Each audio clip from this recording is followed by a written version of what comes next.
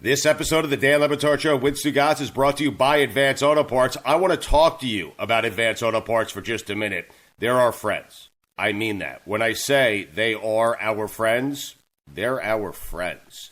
All me and Dan ever ask is for you guys to support the people that support this show, and Advance Auto Parts has been doing exactly that for many, many years. In fact, I will tell you, an audience, listen up. There is absolutely no way we'd be able to continue with the podcast the way we've been doing it if it were not for the support of our friends over at Advance Auto Parts. Have you heard about their advanced same-day offers? Pretty incredible.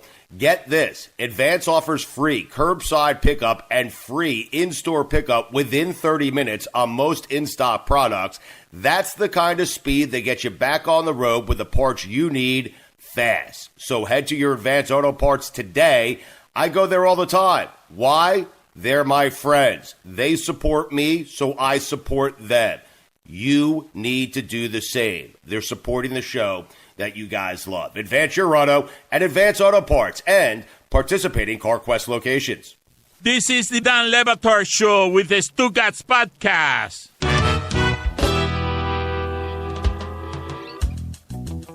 Sounded like a gun went off when she whipped that girl with her hair. That was incredible. Yeah. Do you guys see the women's main event of she WrestleMania? had. She had a big cut on her. She uses her ponytails like a whip. Yeah, she uses and it I as a genuinely weapon. thought that they put a sound effect in post. Like that's how loud that sound was. But you saw the gash. She got like a welt. You saw it wasn't a welt. She had it. It looked like Sliced she had her been open. whipped. Yeah, it sliced her open. She did that hard way. Sasha. I have never heard of. there. I never heard a sound She like did- that on television. That was real. Bianca did that move once in like their developmental program NXT, and it sliced somebody open. But yeah, that popped as if it happened like right next to me. She was holding her side, still laying down in the back area. She was still holding on to her side because that was clearly something that hurt her. That was a cool moment though. That was a high spot, but there were these videos of people with their cell phone cams taking video of Sasha who was trying to sell like being bummed because she loses her title at WrestleMania, but she couldn't help but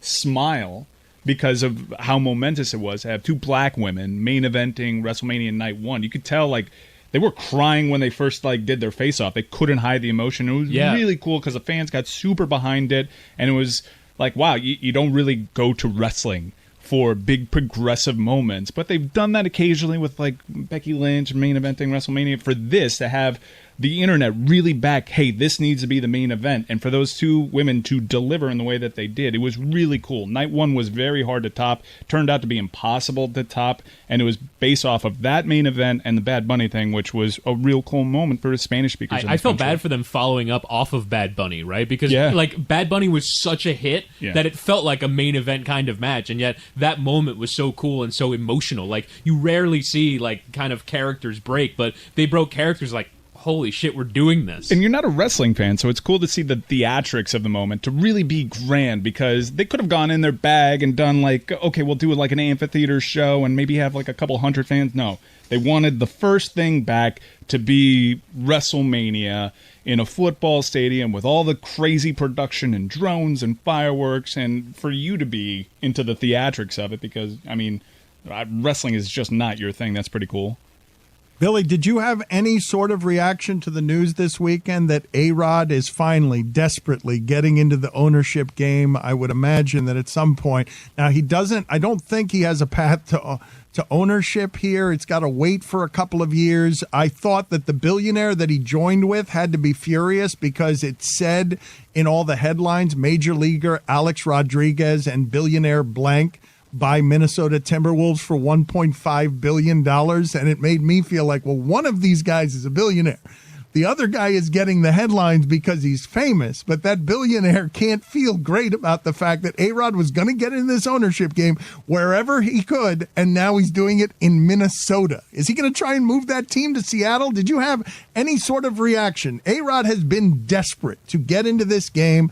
A-Rod is one of the more interesting people I've ever covered because he simply cannot mask the insecurity that comes with having not gone to college, and so he tries to cover it up naming the University of Miami's ballpark and now trying to get in the money game at the highest level. He was going to become an owner wherever, whenever, and however he became an owner in whatever sport he could become an owner. Wasn't he part of a show called The Boardroom or something like that? He's on Shark Tank occasionally, so you're right. Like he's trying to compensate for something there. He really is desperate to get in this game. What was your reaction, Billy, to seeing A-Rod is now, in many years, he will be someone who partly owns the Timberwolves with the billionaire guy who's actually got the money?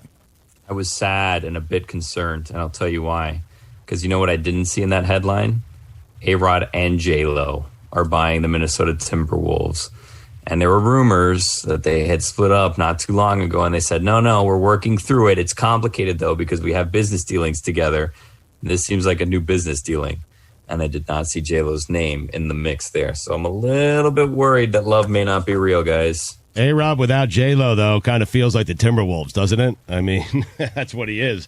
Because when he's with J-Lo, he's purchasing the Mets. When he's without J-Lo, he's purchasing the T-Wolves and moving them to Seattle. Well, no, Glenn, for the record, Glenn Taylor, the owner of the Timberwolves at the moment, has said he's gotten assurances that they're not going to move the team to Seattle, but I would imagine that people got immediately suspicious because A-Rod and Timberwolves doesn't make a lot of sense, does it, by itself? Unless you're just desperate to get in the ownership game. The Timberwolves went for below market price, $1.5 billion for an NBA franchise. I know it sounds like a lot, but the Clippers, who were a laughingstock, went for $2 billion. I mean, it makes the least amount of sense possible from a sports team ownership standpoint, doesn't it? Think about it, though. What? This isn't Minnesota. What do you mean? This is Vegas. Oh. Yeah. What? If I'm a Timberwolves fan, I'm sweating right now. Because, we all feel it. A-Rod, Minnesota. That's a weird fit.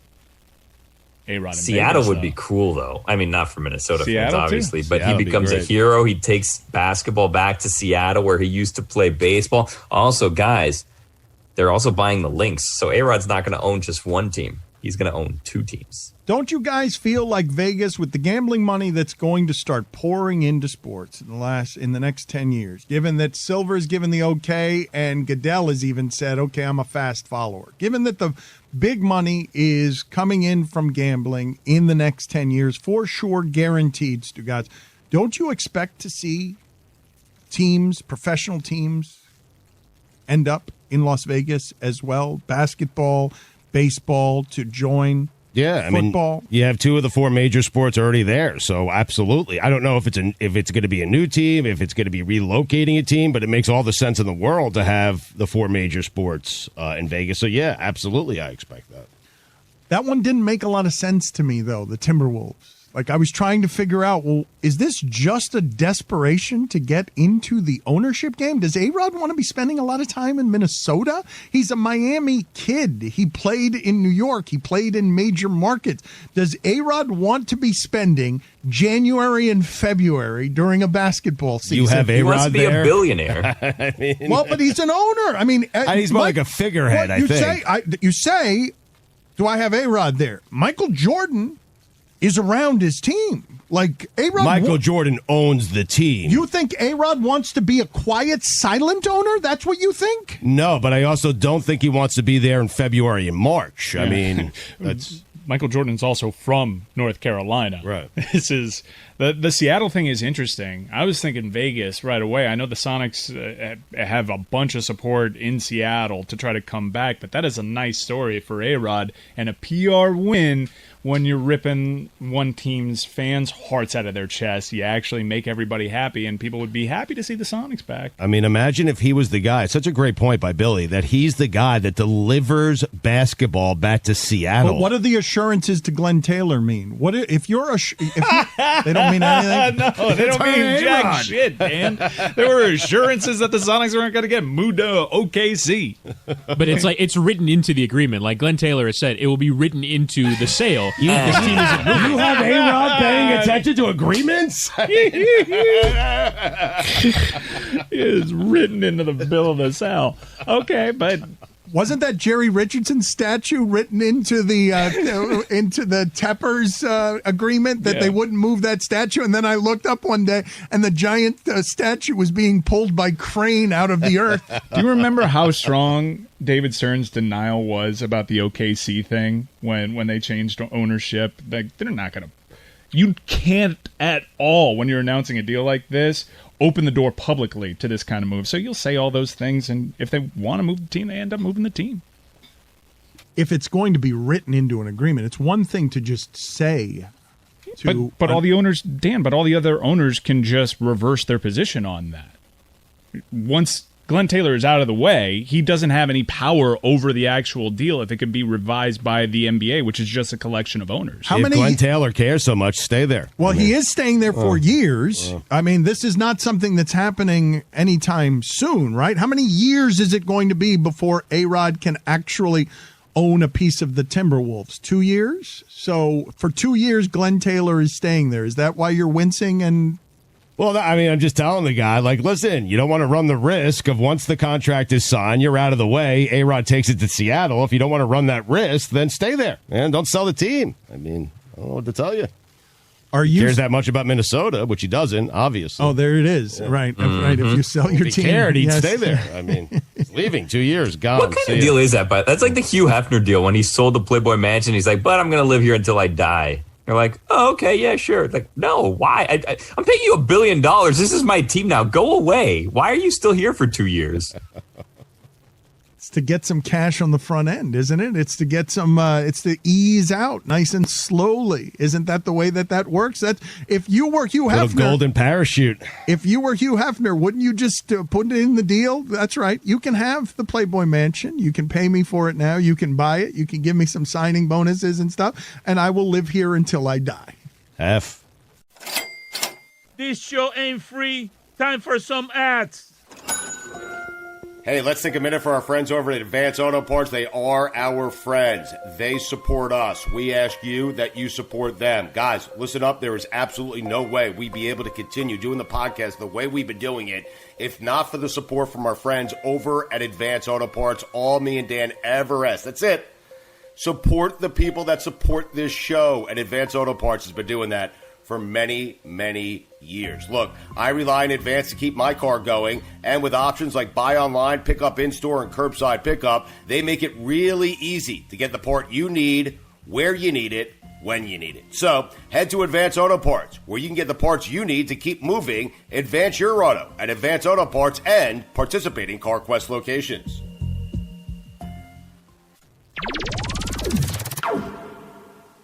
Mike, you look like a disaster. I do?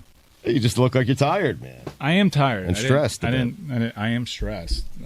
Ain't that the truth? But no, my gastro health is always a mess after these, and it just became time for me to acknowledge that I'm washed, and I need to pre-Tums, and I need to Pepto, and I need to avoid carbonated beverages like seltzers and beers, and just ride a tequila vibe.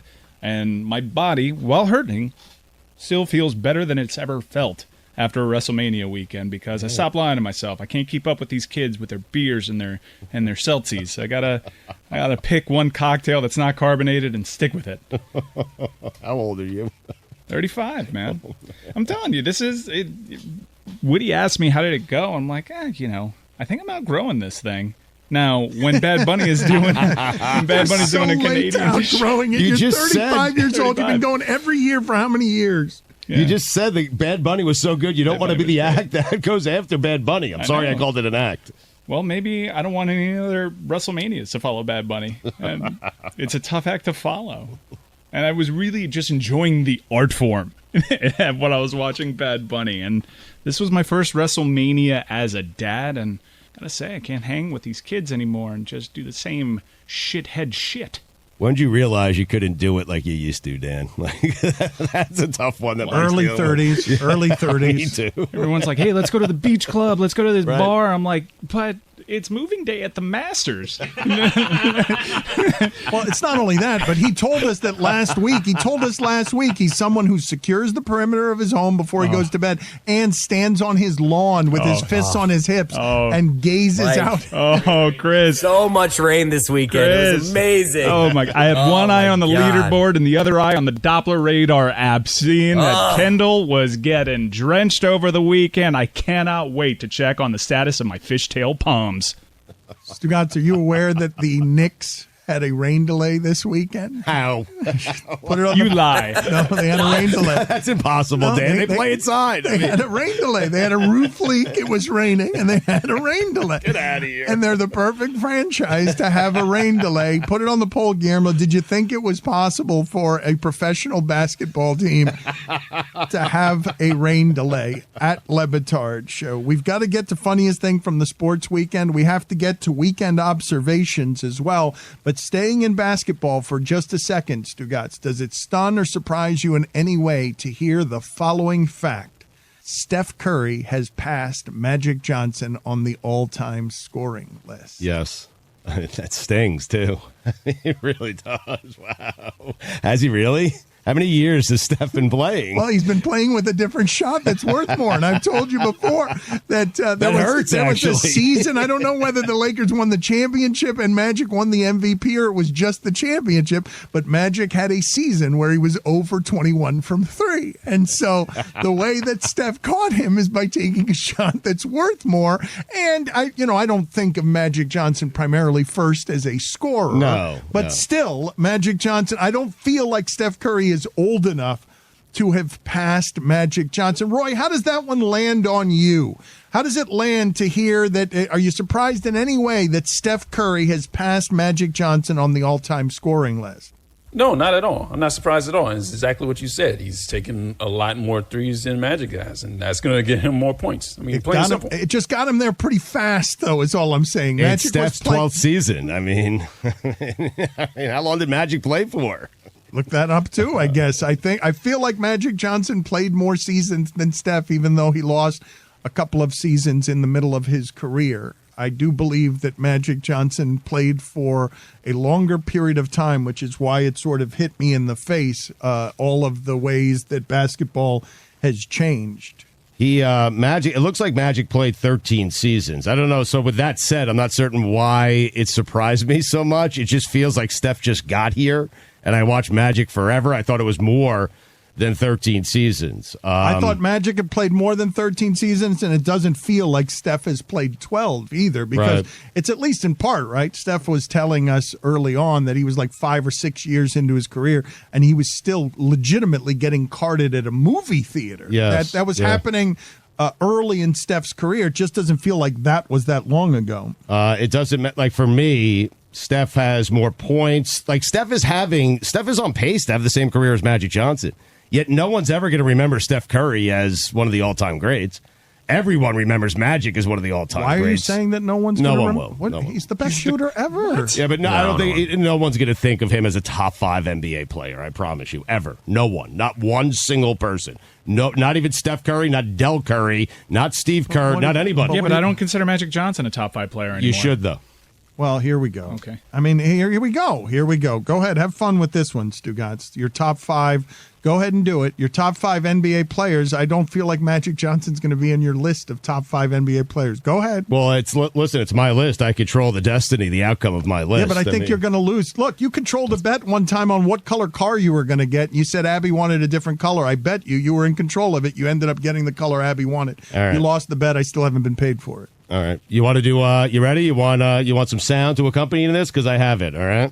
You have your top 5 list ready at all times. It's always ready, Dan. It's in my wallet. Billy, wasn't there something from the pandemic? There was something that you actually wanted from Stugotz on one of these top 5 or top 10 lists that we never ended up getting to, or an all-decade team or something. Oh. Do you remember what it was that you wanted? Yeah, you wanted some information. He did an all-decade team for every decade in every sport. And then plus his top 20 golfers of all time or something tennis players of all time. Yeah.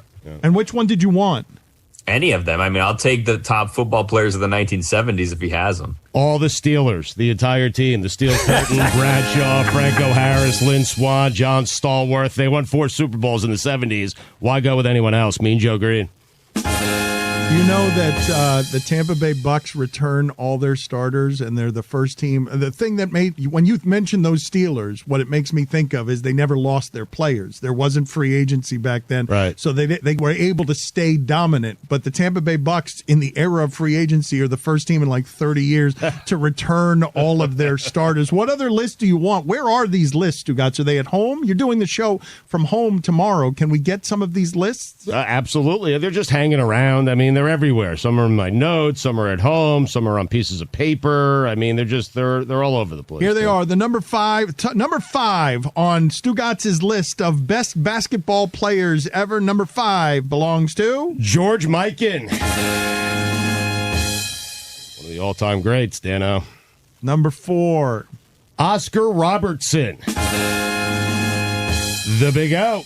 Triple-double for a season. No one has done that until Russell Westbrook did it back-to-back seasons. How about that? I mean, and he's bored us with it. He's bored himself with it, and he surprised himself that he got Oscar's last name right that time. If we keep asking him, he might get it wrong. Number 3. The Big O. Kareem Abdul-Jabbar. Number 2. LeBron James. The King.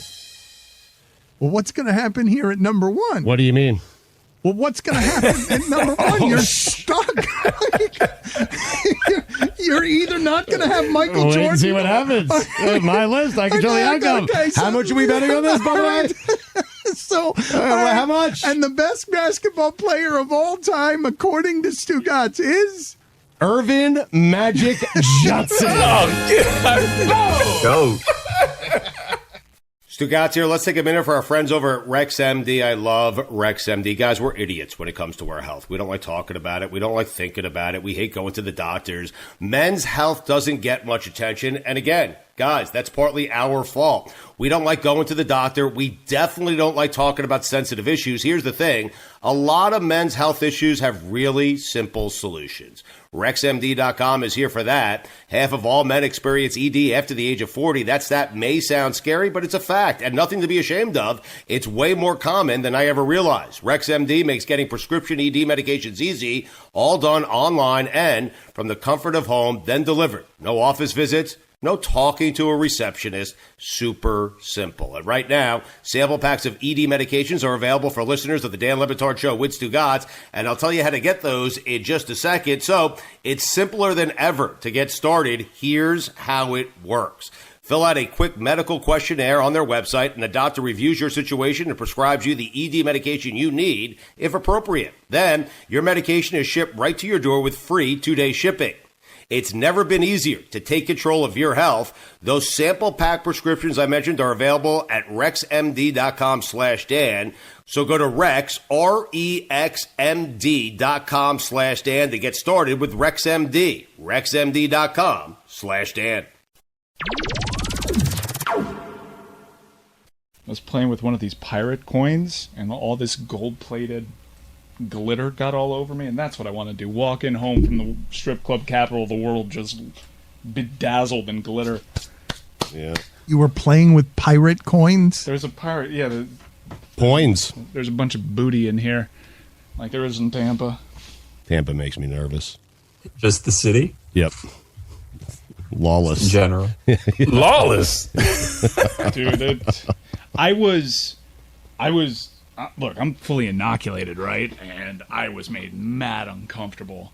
I actually felt better about how Miami's been handling it when I went to Tampa. When I went there, I told you this. I went to the IMG Academy or somewhere around there. People were looking at me. I'm going back like 6 months ago, Mike. And people were looking at me, judging me because I was the one wearing a mask. Dude, they were I'm laughing at me. I'm with you. It's the total opposite way. I felt like I was the only person alive that was wearing a mask. I don't think the country at large realizes how different Miami is from the rest of Florida. Like, Miami is an entire different galaxy from the rest of what Florida is. And the rest of the state doesn't even understand Miami and sort of avoids Miami. If you want to talk about what the racial tensions are in this country, if you want a microcosm for them, look at the state of Florida and the difference between Miami's super brown and the difference between the way that is received the moment that you go, never mind all the way up Florida, just when you get to Broward County. Wayne Huizenga didn't like Miami. Wayne Huizenga built something more antiseptic in Fort Lauderdale and didn't want anything to do with Miami proper. Like, Miami is much different from the rest of this state. And you don't have to go far for people listening. What Dan is saying, Miami and Broward County are separated by like 25 minutes. Like, I'm in Broward County when I start driving home, 25 minutes from the moment I start driving. So you don't have to look far for it. The discomfort starts there, does it not, though? The discomfort starts with Miami being demographically, ethnically, just a lot different than the rest of the state. Yeah, and the breakdown of tourism dollars, too.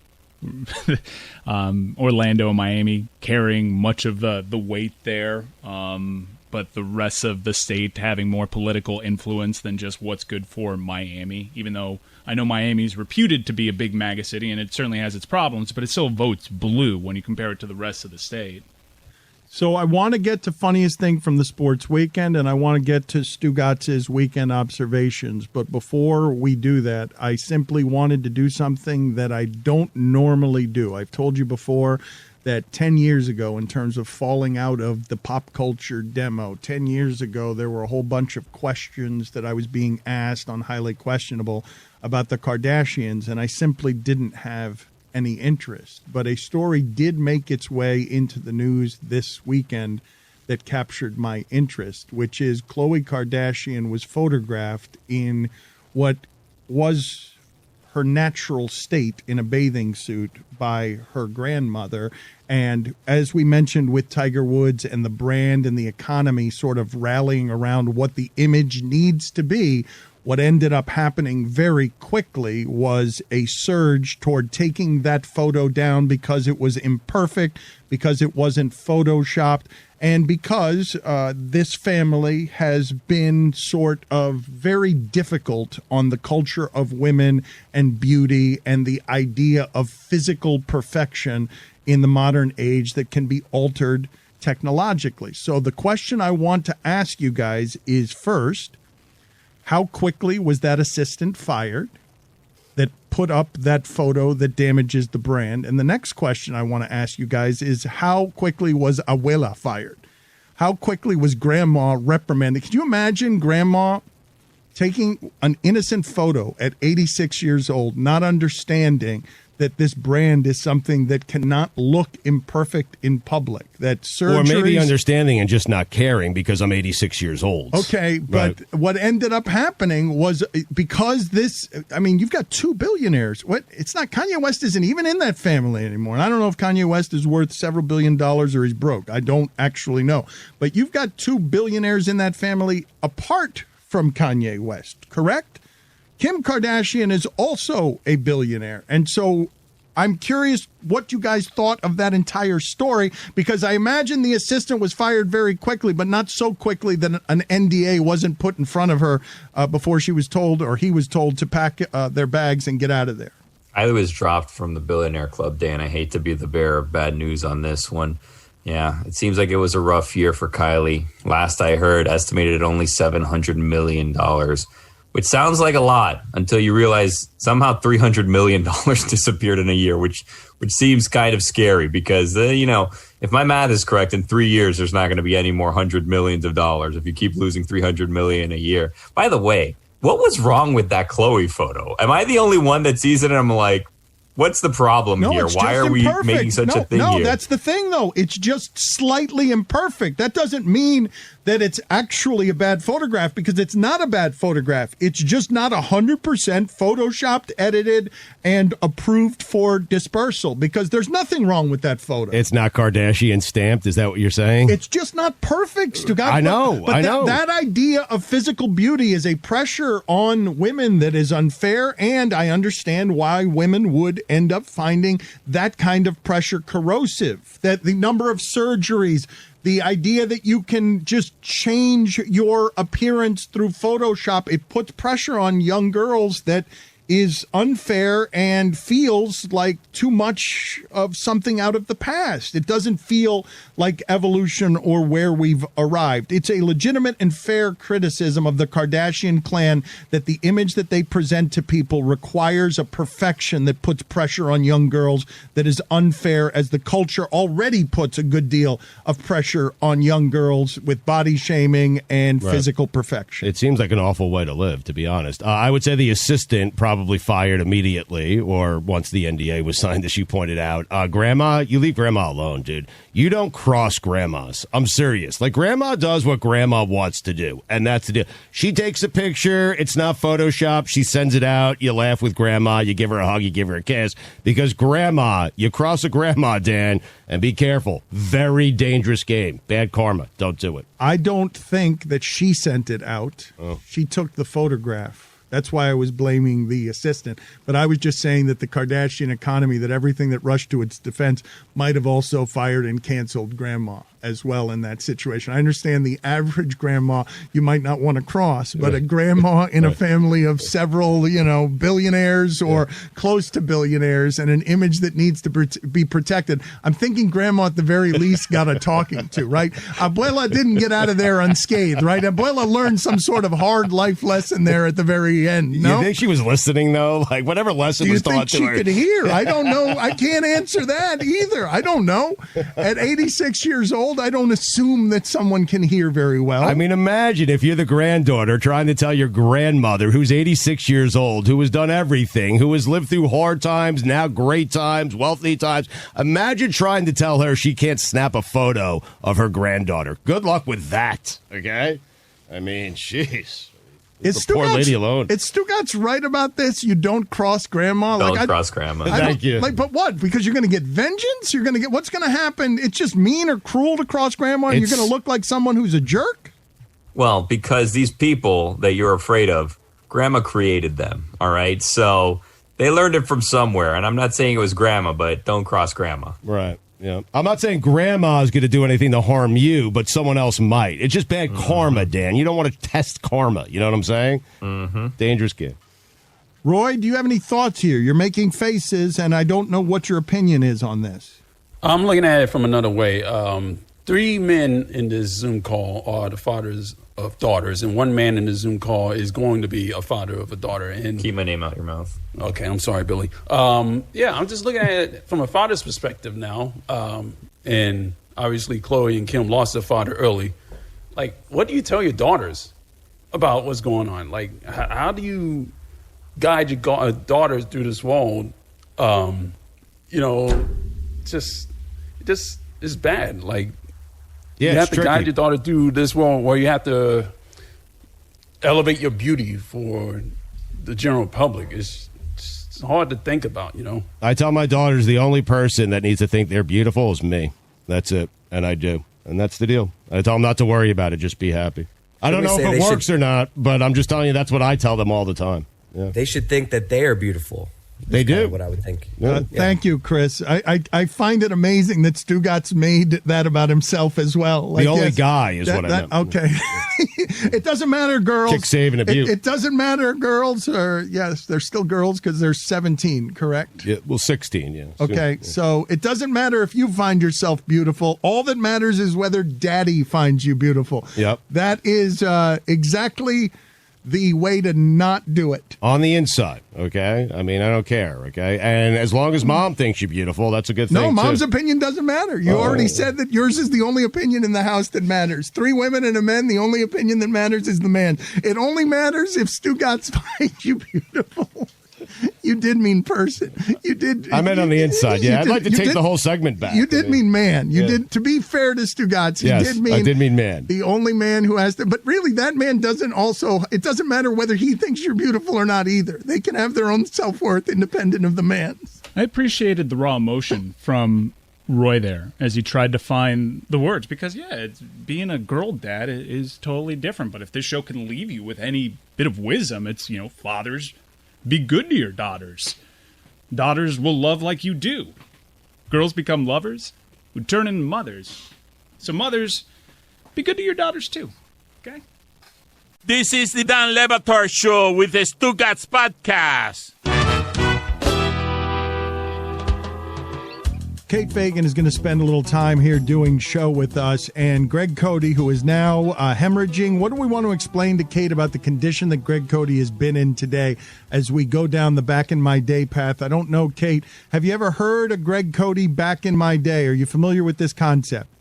I'm not familiar with this concept. Okay, he pines for a different time. He pines for a time a long time ago. He is our resident dinosaur, and at this point, he actively plays defense against the show with an incompetence that is stupefying and breathtaking. Today, with a bloody leg, because we banished him to his room where he's cut his leg on his bed, and he is now on the phone and about to do Back in My Day. He yearns for a time where things were more difficult. That's right. Yes. He is anti-technology. All right, Greg, why don't you explain? Well, what about a tetanus shot? If he cut his leg, does he want to go to a time before they had tetanus shots? Yes, he longs for the time. I would be tempted. Okay, Greg, how would you explain Back in My Day to Kate? What would be your working definition for it? I like to rail against technology and advances and progress and harken back to a time approximately very late 50s into mid 60s. A simpler time, yes, a simpler time. Cast back to, right. All right, time now for Greg Cody's Back in My Day. And now, it is time to take a trip down memory lane. Here's your guy, Greg Cody, with Back in My Day. Churches. No. I happen to follow on Instagram a certain former unnamed Miami Dolphins quarterback now working in Nashville. And the other day, there's a post on the family headed to church. And later, a video of some of that church service. Good Lord, what has happened to organized religion? I blink, step away from the church for a few short decades, and everything changes. In that video were mic'd-up singers and dancers on a mammoth stage and a full live band backlit in silhouette a floor above. What in God's name? It looked like a Broadway musical. I expected Lin-Manuel Miranda to sweep on stage and start rapping about Aaron Burr. Or was this the opening scene from John Goodman's The Righteous Gemstones? Nope. It was just another mega church wrapping religion and entertainment and bombast. This particular church even describes itself as, quote, hyperactive and fully charged. Wow. Drums and guitars, strobe lights, jumbotron video screens like at sporting events. There's even a mega church in Grapevine, Texas that has a professional wrestling match in the middle of its service. Hey, when you send up a prayer, yell so God can hear it all over the noise. These churches take in millions in donations, so not enough that Joel Osteen's church in Houston didn't raise eyebrows by accepting $4.4 million in federal PPP money last year. Anywho, the worship centers of today are a far cry from the humble church of my youth, like Trinity Lutheran, where my mom and I would go most Sundays. Could never get my dad to join us. He made a running joke that while we were at church, he was spending his Sunday mornings praying at St. Mattress. Church was quiet back then. You'd hear the air conditioning hum, cut by the rumbling drone of the pastor's monotone sermon or the funereal chords played by an ancient organist in a gray beehive. Every few minutes, the flock would slowly rise as one and flip through hymnals, me lip-syncing words, my voice only audible for the closing Amen. Truth be known, I, maybe 12 years old, typically caught a quick wink or two during Pastor Haslodge's sermon, though always with one eye open in case Mom swiveled her head with an admonishing stare or a sharp elbow. Those sermons ranked with Chris Schenkel describing the soft clatter of bowling pins as my favorite nap sounds. The point is, church used to be purposefully quiet, steadfastly boring, emitting a reverential aura, not the vibe of a party or show. Guess what? A lot more people went to church back then. U.S. church attendance crested at around 70% until the late 1990s, when began a precipitous drop of more than 20 percentage points to today's levels. So here's the thought. Get back to your roots, church. Quit trying to be a concert, a musical, or a stage show. Never forget that the church in America was a hell of a lot more popular when it felt like penance paid, not a party. I'm Greg Cody, and that's how it was back in my day. All right, so Nice. Kate, yes, we will get Kate's appraisal of this. Now, are you familiar, Kate, with Chris Cody, and that he is the son of Greg Cody, and you saw shame cresting on his face? On his face. Chris, how are you feeling right now? Like, what's the matter? Honestly, I was more nervous going into that when the first thing he said was churches. But honestly, I think he did okay. He tied it all together. It was very well done by Greg. Okay, I felt like Kate was partially engaged, but also a little bored in spots. Is that an accurate appraisal, or I don't want to speak for you? No, I think I'm in full agreement. In fact, the whole time was thinking about this new Instagram handle that I follow called Pastor's Sneakers. So Preacher's Sneakers is the Instagram handle. And perhaps this should have been part of back in my day, because all this Instagram handle does is take the $1,000 sneakers that these hip new preachers wear and put the price tag on them and highlight the changing in our religious adherence as Americans. So I'm fully in favor of this back in the day. It's not just the sneakers, Kate. They've branched out to designer handbags and expensive coats. It's really a treasure trove. It's worth a follow, really. Well, what's happened here with, I am going to be a little ancient here, Lil Nas and his Satan shoes. And Lil Nas X, Dan. Okay, I'm sorry. That's a fine. And his Satan shoes. And what's happening here, because Kate is a sneakerhead. Mike, she's more of a sneakerhead than you are. Oh, yeah, undoubtedly. Kate's one of the biggest sneakerheads I know. She makes her own shoes. And I do make my own shoes. And this was interesting because I was watching a clip from Fox News this morning, a thing I don't often do, but Will Kane was on it, and they had this conversation about the Lil Nas X, the Lil Nas X sneaker, thinking that Nike themselves were making the Satan shoe. And they completely missed the fact that actually people who take Nikes and then design them had made the Satan shoe. And that's actually what I do, is I take Nikes and I break them down and then I build them back up. So I could have made something like this Satan shoe. Cody has owned 3 pairs of shoes his entire life. 3 pairs of shoes is what Greg Cody has had. Nike's actually suing this shoe boutique, Mischief, that did this collaboration with Lil Nas X because of things that Kate just outlined. Fox and Friends is leading with, Nike is the devil. And Nike's like, wait, we didn't ask for any of this. You're not the devil. Wait a minute. That is exactly what's happening here. If we're the devil, we're going to make our own money off of it. Supporting Colin Kaepernick was the first evidence of them being the devil, I believe. Yeah. Which you knew, given the Colin Kaepernick stuff in their history. Fox and the whole culture war thing that's going on right now was going to jump at the chance and make Nike the villain here. Nike's an innocent bystander. I mean, I use that term loosely, but I wonder if this lawsuit's not so much about the bad press, but the fact that Lil Nas X sold these shoes for $1,000 a pair, and Nike's like, wait a second, you're using us to get by. We're getting all the headache from this in the bad PR and none of the profits. Kate, to what degree are you, like, who rivals you in terms of sneakerhead? Who are the people that you look at in our industry that you're like, okay, that person cares about sneakers the same way I do? Who are my heroes in the sneaker industry? Yes. Who do you look up to? Yeah. My sleeper hero is actually Kevin Nagandi from ESPN. Wow. Yeah. Wow. Wouldn't have thought it. I underestimate him. I'm not sure why I wouldn't have thought it. Unfair of me, but I would not have thought it. Nagandi, a huge sneakerhead. Did not know that. Another one, this is going to surprise you, Don Van Natta. No. Get out of here. No. Kate, get out of here. That Don can't Van be Natta, true. No. bring in the heat. I mean, DVN? No, really? put it on the poll, Guillermo. Are you stunned that Don Van Natta, Pulitzer Prize winner Don Van Natta, is one of America's foremost sneakerheads? Don will be thrilled because he shows up with heat to outside the lines back in the day. Not a thing that I say often. So. That's stunning. It really is. Who's the most overrated shoe person at ESPN? Does anybody have any input on this one? This is a tough one to call out. I got nothing for you, kid. I don't have anything for you either. It's an impossible. You don't. You have nothing. It's an impossible question to answer because you're either in the game or you're not. If you want to broaden it out, then Shannon Sharpe is the most overrated. Whoa. Okay. And mostly I'm just calling this out because he thinks he's the number one.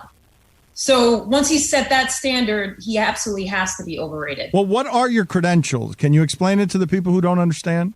Yeah, so the credentials are, in my mind, are how many pairs of sneakers you have, not just that are like expensive, but that are hard to get. So I have a couple of pairs of sneakers from Oregon, sneakers that Oregon only gets directly from Nike for like their volleyball team.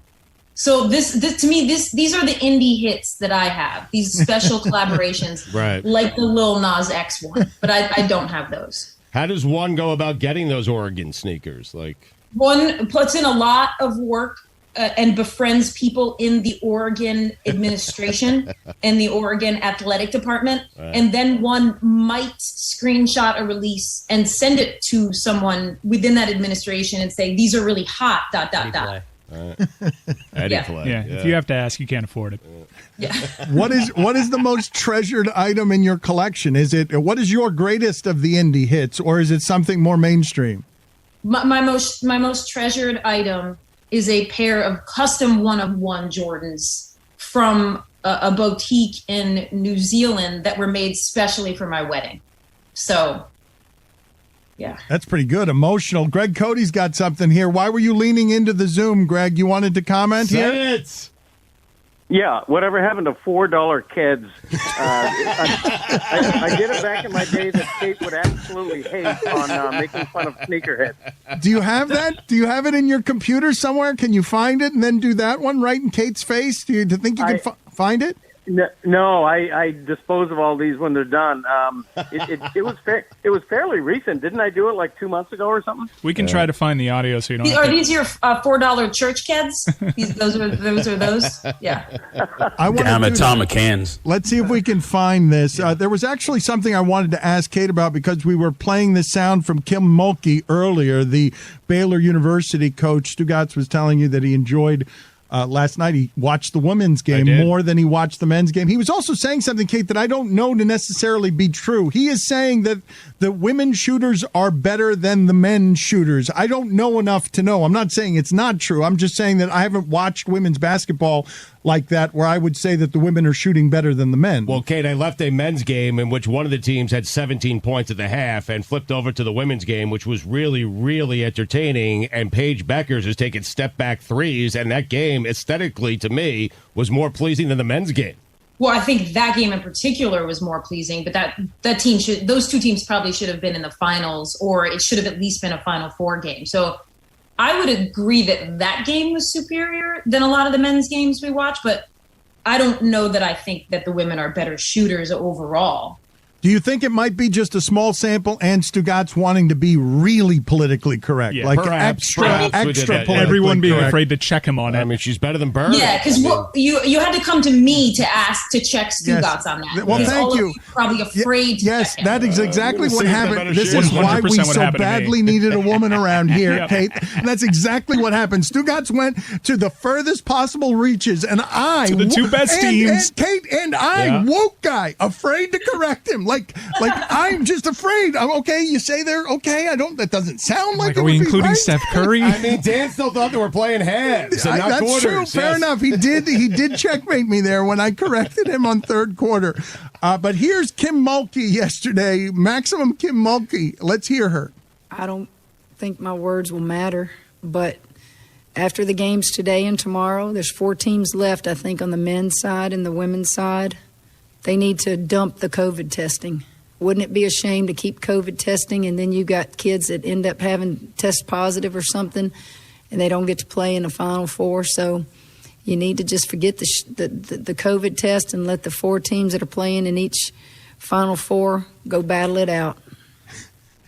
Wow. Let me posit that Kim Mulkey is my dark horse for person in sports that you never want to cross.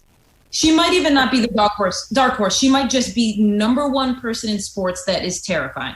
Bumping out Mick Cronin, huh? Well, but didn't she try to get you fired at ESPN? That could be. This could be a personal feeling for me, since actually there were numerous times that I was at a women's Final Four or like the WNBA draft, and I hid from Kim Mulkey. And I'm a little bit embarrassed by that, but I would see her in a hallway and I would hide from her because she did try to get me fired. She called the higher ups and she told them that I should be fired. What? Do you want to know why? Yes. Yeah. So, you know Brittany Griner, Dan, right? Yes. Stu? Brittany Griner, yes? Stugotz, are you listening right now? Yeah. Yes, I am. Do you know who Brittany Griner is? I know who Brittany All Griner right, is. cool. May want to answer the question. Cool. Okay. So I did a story in which Brittany She asked me. Griner told me that when she was at Baylor, that she was not allowed to be openly gay. Moderna. And this wasn't a shocking story considering it is actually written in the handbook of Baylor University that you are not allowed to be openly gay at Baylor University. But after we put out that story, Kim Mulkey believed that I had forced Brittany Griner to say this. And she told the higher-ups at ESPN that I needed to be fired for this. So I proceeded to hide from her whenever I saw her. That was my solution to this problem. Ladies and gentlemen, Kate Fagan out here doing journalism, hiding from the people who are in charge. Kim Mulkey saying that. I feel like we're all a little pandemicked out. I feel like we are all crawling toward the finish line. I also think it's funny, the lack of perspective involved in saying, oh, these poor kids in the Final Four, let's just stop testing everybody. Let's just stop caring about any of this stuff because, you know, you see what they're doing in Florida. Who cares anymore? I think there's a lack of perspective in Waco, Texas in general. There's a little bit of a bubble where Kim Mulkey believes that she's a godlike figure in Waco, which she is a godlike figure in Waco. So I think that what translates really well in Waco doesn't necessarily translate at the post-game press conference. Look at Chris Cody getting in here with some information. 2019 headline, women are better than men at the free throw line. Well, how about Paige Becker's 46% from the three-point stripe? How about that? I mean, three-point stripe. Oh, the charity stripe, Moderna. My mom. So lazy. Stugotz here. Let's take a minute for our friends over at DraftKings. I love DraftKings. Love telling you about DraftKings. Basketball teams are entering the final month of the regular season as they gear up for the playoffs. While some teams are locks to make the playoffs, others are still fighting for their opportunity to chase the trophy this summer. DraftKings Sportsbook, America's top-rated sportsbook app, is putting you in the center of the action with a chance to turn $1 into $100 in free bets. Turning $1 into $100 is simple. Pick any basketball team to win their next game, and if during that game the team of your choosing hits a 3, you bring home $100 in free bets. That's 100 to 1 odds. How about that? This year, teams have been hitting threes at an unprecedented pace, so get in on all the action with DraftKings Sportsbook before this offer ends. Get in on all the action with DraftKings Sportsbook before this offer ends. Do it right now. DraftKings, it's safe, it's secure, it's reliable, so you can deposit and withdraw your funds at your convenience. Download the top-rated DraftKings Sportsbook app now. Use promo code DAN when you sign up to turn $1 into $100 in free bets if the basketball team of your choosing hits a 3. That's code DAN to turn $1 into $100 in free bets for a limited time only at DraftKings Sportsbook. Must be 21 or older, New Jersey, Indiana, or Pennsylvania only. New customers only. Restrictions apply. See DraftKings.com/sportsbook for details. Gambling problem? Call 1-800-GAMBLER or, in Indiana, 1-800-9-WITH-IT. So, Chris, give me the stats. Over 30-year period, the women shoot a 3% higher from the free throw line. Yeah. I'm not finding anything from 3. I mean, you were kind of talking. I felt like you were talking about from 3. Man, nothing brings the crowds in like some good free throw shooting. Yeah. Well, that was a great game, though. It was just anything I could find to help you, Stugotz. I was just looking for any stat. Well, I didn't need help until Kate came on. I was doing just fine. Mike and Dan weren't checking on me. Kate, how many pairs of sneakers do you have? How many pairs do you have? I try to keep it at like 50. Wow. Oh, so when you Try bring not a to new get one higher in, than 50. so when you bring a new one in, you gotta say bye to some. To one. Yeah, not a 1-to-1 trade out, but like, you know, after if I hit 60, then I'll get rid of some. do you have like a bottom 10 that you're like, all right, the 5 that are coming out are from this group of 10, and I just got to decide? Do you know the next sneaker out the door right now? Yeah, it's a feeling. You know, you look at it, you've looked at it for a full year, and you haven't worn it. Right. But some of them you can't get rid of because somebody else got them for you. Tricky. It's tricky stabilizing this collection. So where are we in terms of who thinks it was a foul in the game last night? I thought it was a foul. A lot of people were saying, though, like, context of the game, that they were kind of not calling very much in the way of contact. But I don't know. The still image I saw of her being hit by 2 players on both elbows seemed like it was, that image was 100% a foul. I don't want They to fell say, on her. The officiating was fine because I know Baylor had a lot more free throw attempts than UConn in the first half. But to me, that was a bad call. Yeah, I don't quite get the context argument, like, because it's not like it's all just a feeling, right? Where you're like, well, they got that call, then we got that call, and then you're trying to balance it out. It's kind of almost like when you're playing blackjack and you decide you're every once in a while going to hit on 16. Right. You know, like, you just have to judge the call based on the framework of the play, and it was definitely a foul. Yes. Unless you were, you know, so like unless they were UConn people who clearly were like context.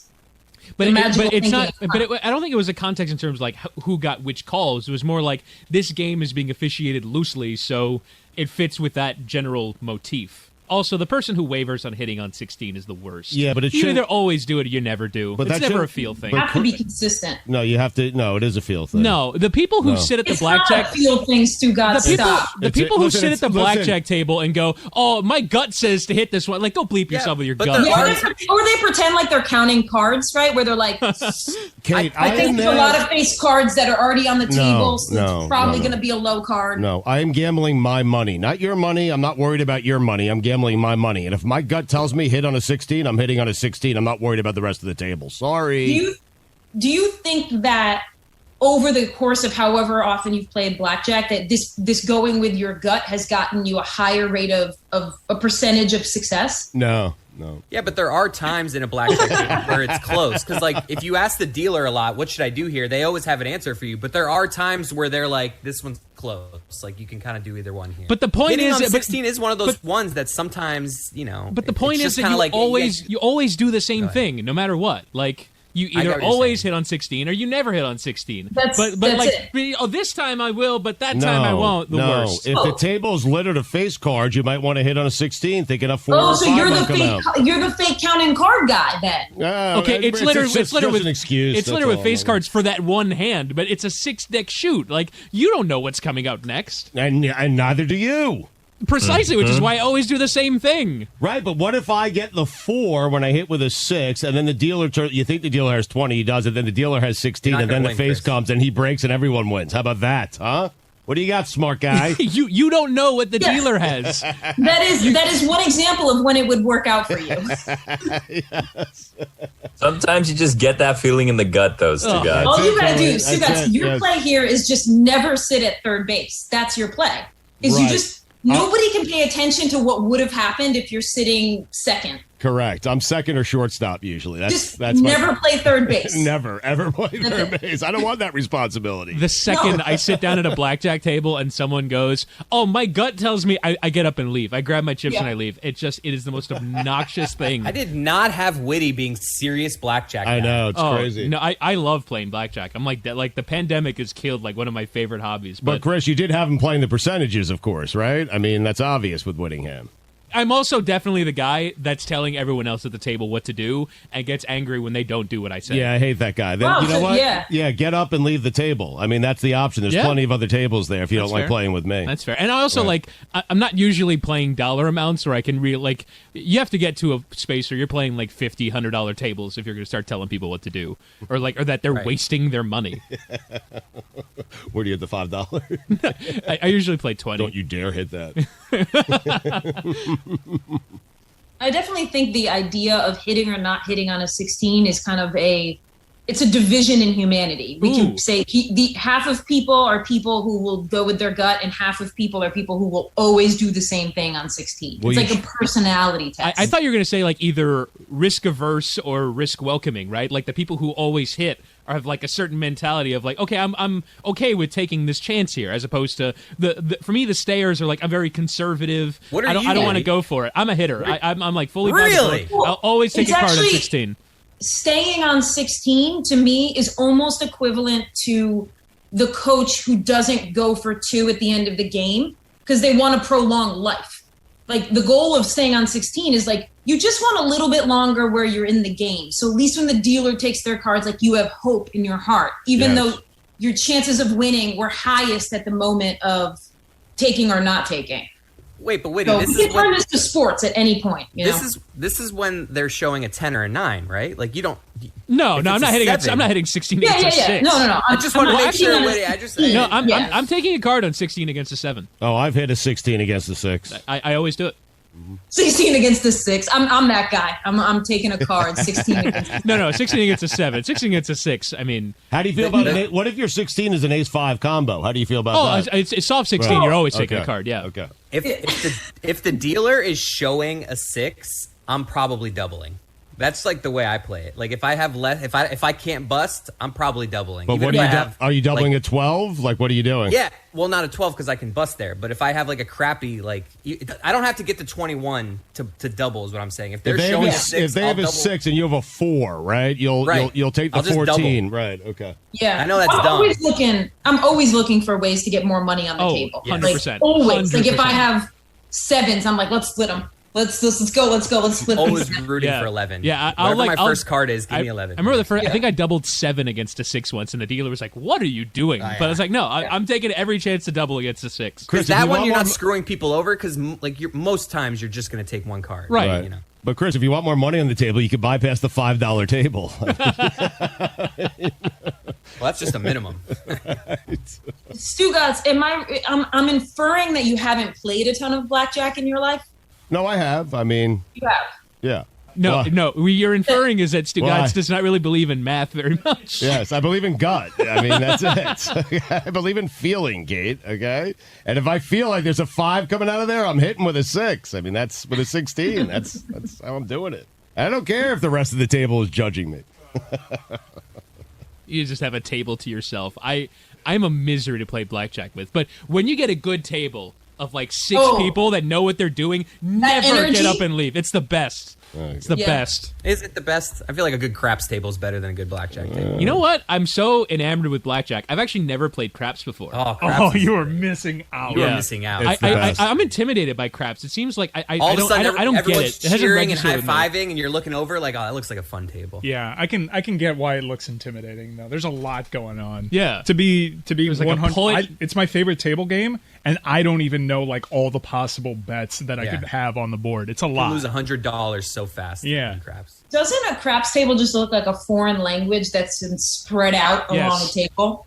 That's what I think. Every time I walk by, I'm like, that's a foreign language. I need to watch like a YouTube tutorial to get ready for craps. But I feel like I'm missing out, Kate. Like I'm with you. It's confusing. I'm not certain how to play, but there's always a party at that table, and I feel like I'm missing out on the party. You know, either a party or everyone's miserable. Right, or everyone's lost all their money for the night in 10 minutes. Yeah. There's something just about them all standing up, crowded around together that acts. It's got a club vibe. Yeah. Versus blackjack kind of has more of like a steakhouse vibe. Yeah, that's where fair. you're seated. And people always talk anecdotally about the hot craps table being the hot craps like it's one of the best things in the world. But I've never it actually is the best. experienced it. Nothing better than a good hot craps table. It's the high. But then you run in and you shake it all up, and all of a sudden it's not hot, and everyone's blaming you. No, you're chasing the dragon the entire time. And if you have a hot table on your first craps experience, you're toast forever because you're always chasing that high. There's nothing worse than being the guy that ruins the hot table. That's what I'm saying. Put it on the poll, Guillermo. At Lebatard Show, is there anything worse than being the one who ruined the hot craps table? Chasing the dragon, huh, Mike? What? Yeah, it's like what's that? It's like heroin. What is? Oh, okay. Okay. Yeah, because everyone says the best high you ever get is the first time you do heroin, and that's why people become so addicted to it because they're always chasing how they felt that first time.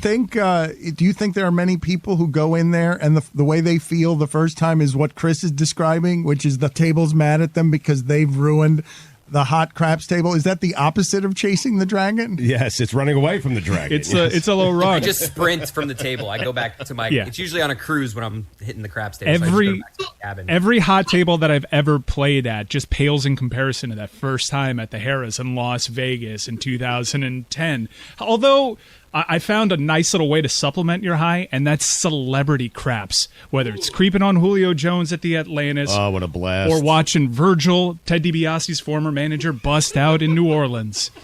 That's the new high. That's my new dragon. So I've always thought that the craps table, like the magical craps table, was more of a movie trope than a reality. We have numerous people right now, right here, who have said that they have experienced the thrill of a magical craps table. Kate, this is what you have to understand. There have been very few times in your life where you have felt anything at life that feels as good as that craps table, where you're shouting with strangers you wouldn't talk to under other circumstances. You are slapping five and hugging people that you don't like in real life, but now you're on a magical unicorn riding toward the sky. Let me get that hard eight. Let me get that hard eight, baby. And that person hits a hard eight, but he's got ass crack for days, and he doesn't smell particularly good, but he just hit the hard eight, and I was betting a quarter because I went big because the table was hot. And so, yeah, that is something that is dangerous. You seem experienced. Yes, because I've never felt such flight of my soul and my heart. I've got a Dan Lebatard crab story that will blow your mind. It will never be told. I've signed a non-disclosure agreement. The Atlantis? It's an amazing story. Oh, I signed the same disclosure. Yeah, we've got the NDA. I love that he calls it a disclosure because, of course, Stugotz, you would sign the disclosure agreement. I pulled the fast one on you, and I put a disclosure agreement in front of you. Crossed out the non. Did you guys find you pulled an Ursula Little Mermaid trick on her? So I could tell the story. Do you have back there I want to just see Kate's reaction to Greg Cody's sneakerhead back in my day. This is directed right at you, Kate. You will have the last word after we play an old back in my day where Greg Cody rails against sneakerheads. And now, it is time to take a trip down memory lane. Here's your guy, Greg Cody, with Back in My Day. Shoes. So, I get an online alert I didn't ask for over the weekend. Might have been an ad or something. Popped up like an official announcement or bulletin. Said, Nike Air Griffey Max 1 Freshwater. Available Monday, 10 a.m. Eastern. What the hell? I Googled it to find out it's some sort of a new but retro sneaker. Retro means they're recycling an old product but at today's prices. I got a kick out of the precise announcement of the minute it would go on sale, as if thousands of people were queued up in a digital line to be the first on their block to buy the new old sneaker. They are. Which sadly, undoubtedly, was true. When did the once lowly sneaker become the trendy superstar behind a red velvet rope as adoring fans swooned, holding up fistfuls of dollars to throw at the preening shoe? Blame it on Air Jordans in the mid-'80s, designer athlete footwear, then as now exorbitantly overpriced, then as now pandering to our desire for status symbols head to toe, and then as now the very finest example of Chinese, Vietnamese, or Indonesian craftsmanship. Women always used to get the sexist rap for being shoeaholics, for having dozens of shoes even though you can only wear one pair at a time. It's men too, of course.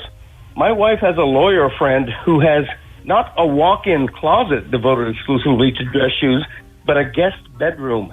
I swear it. You know how many shoes Greg Cody has and wears in a given year? 3. A pair of stuffed up black dress shoes. Not 3 pairs. Of sneakers whose brand I couldn't even tell you. And a pair of Sperry topsider deck shoes I live in and wish to be buried or cremated in. My wife's choice. But it's trendy sneakers that have become the status, routinely priced at $170 or much more. The price driven up by hell-bent millennial demand. Did you know that in 1957 a pair of Converse sneakers sold for $3.95?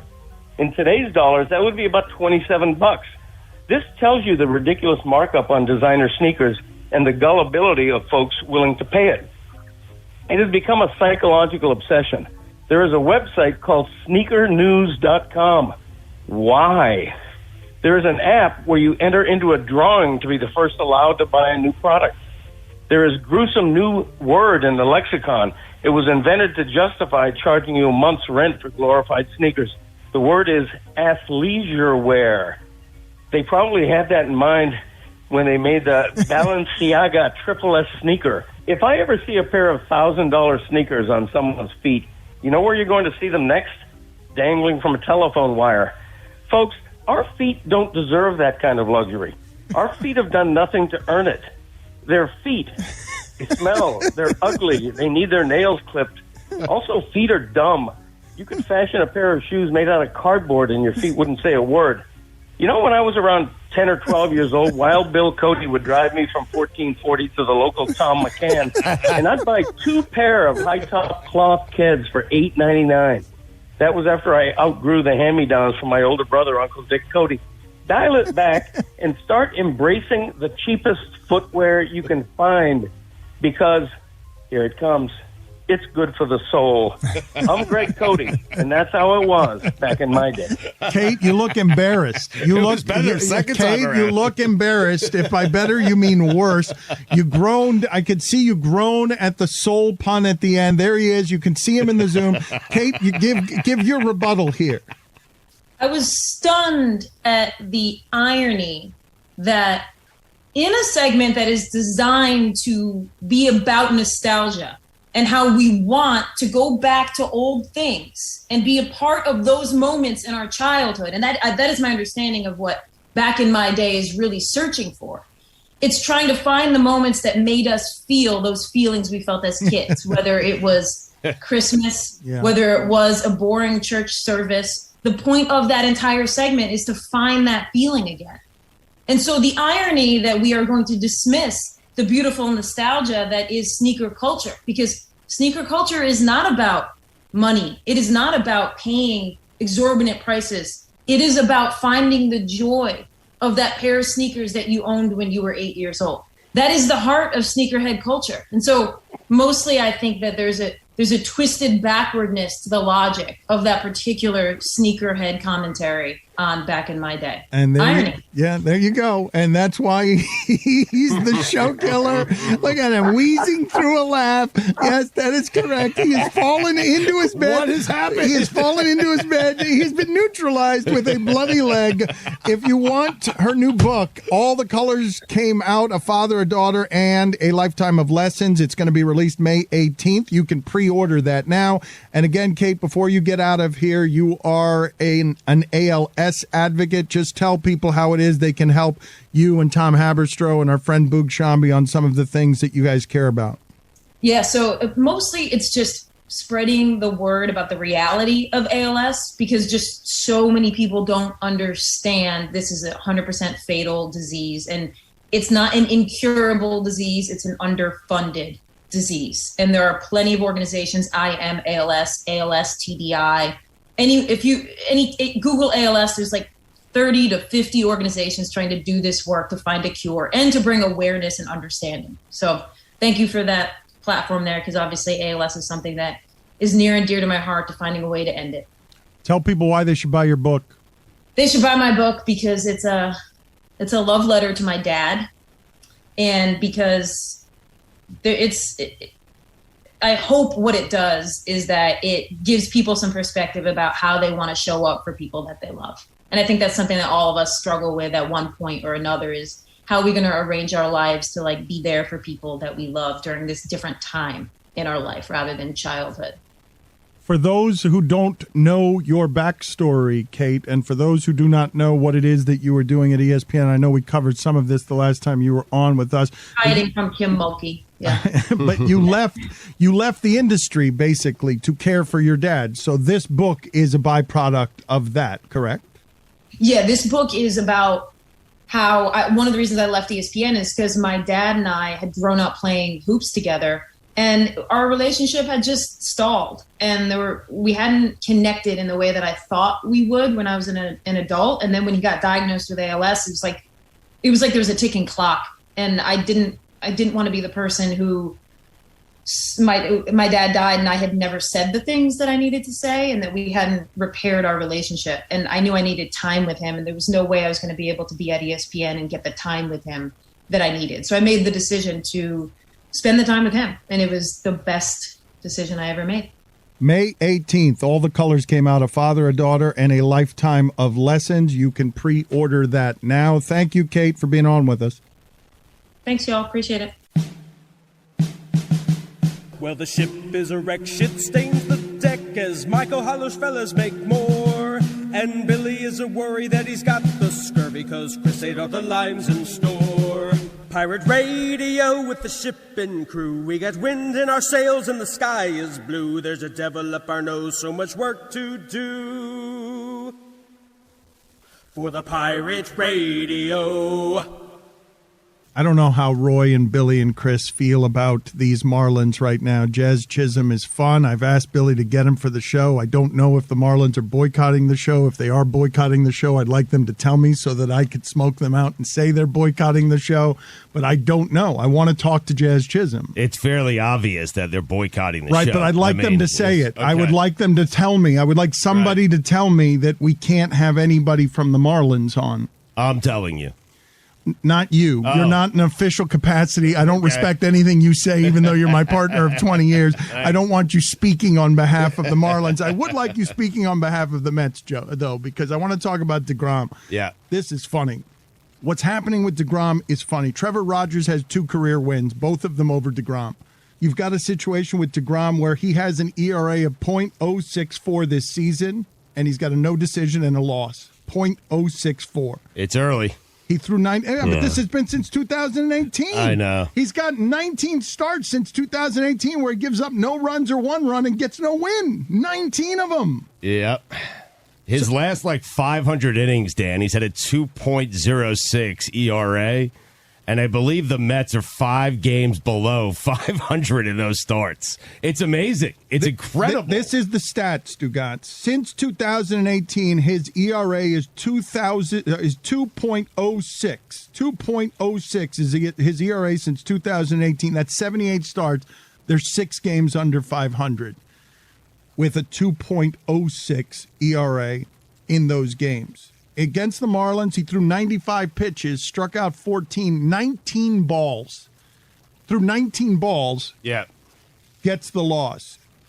Do you guys understand what Jazz Chisholm means when he says DeGrom throws a light 100? Because I think he's going to get a light 100 in the back the next time he sees DeGrom. Oh, please. Enough of these Mets. The Mets are a joke. So sick of them and their crap. I love him just dismissing the best pitcher in baseball. Just he's a joke. There's a heavy 100, there's a light 100. That's on the lighter side. I was sitting off speed because he got me with 2. I was early on his second fastball, so I sat off speed and I just got my hands on top of 100 mile an hour. Ugh, love him. That quote makes absolutely no sense. It makes total sense. It's the ton of bricks, ton of feathers thing, right? Miles per hour is a unit of measurement. It is 100 miles per hour. No matter who's throwing it, it's 100 miles per hour. Also, Jacob deGrom is incredible at baseball.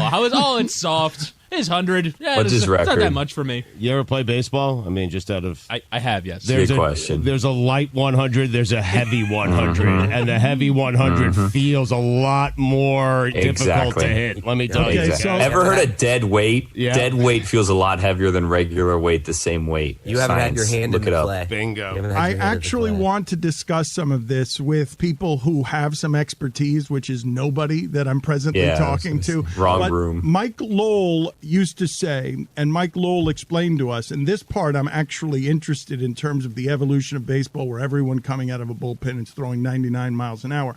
But Mike Lowell used to say 92, 93, 94, I'm comfortable. 97, 98, 99, I'm not. I need to go up there, and I'm like, whoa.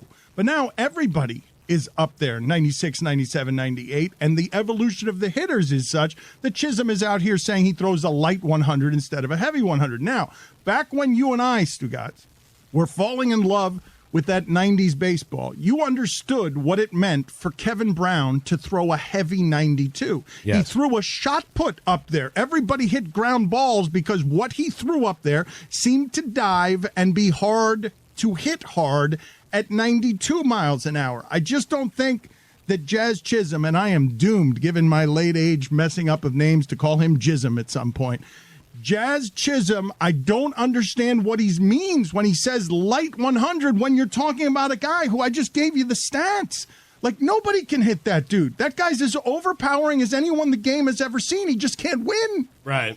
Listen, he was feeling good in that moment. It's the first 0-2 count home run that DeGrom has given up his entire career. Jazzy, Chizzy, whatever you want to call him, he was feeling good about himself, and he let DeGrom have it, and I'm good with that. I am totally good with that. He knows how great DeGrom is. He's the DeGrominator. Come on. Jazz was for sure there just trying to disrespect Jacob deGrom. Yeah. But if to your question, Dan, a heavy ball is one with late movement. That is what technically a heavy ball is, technically.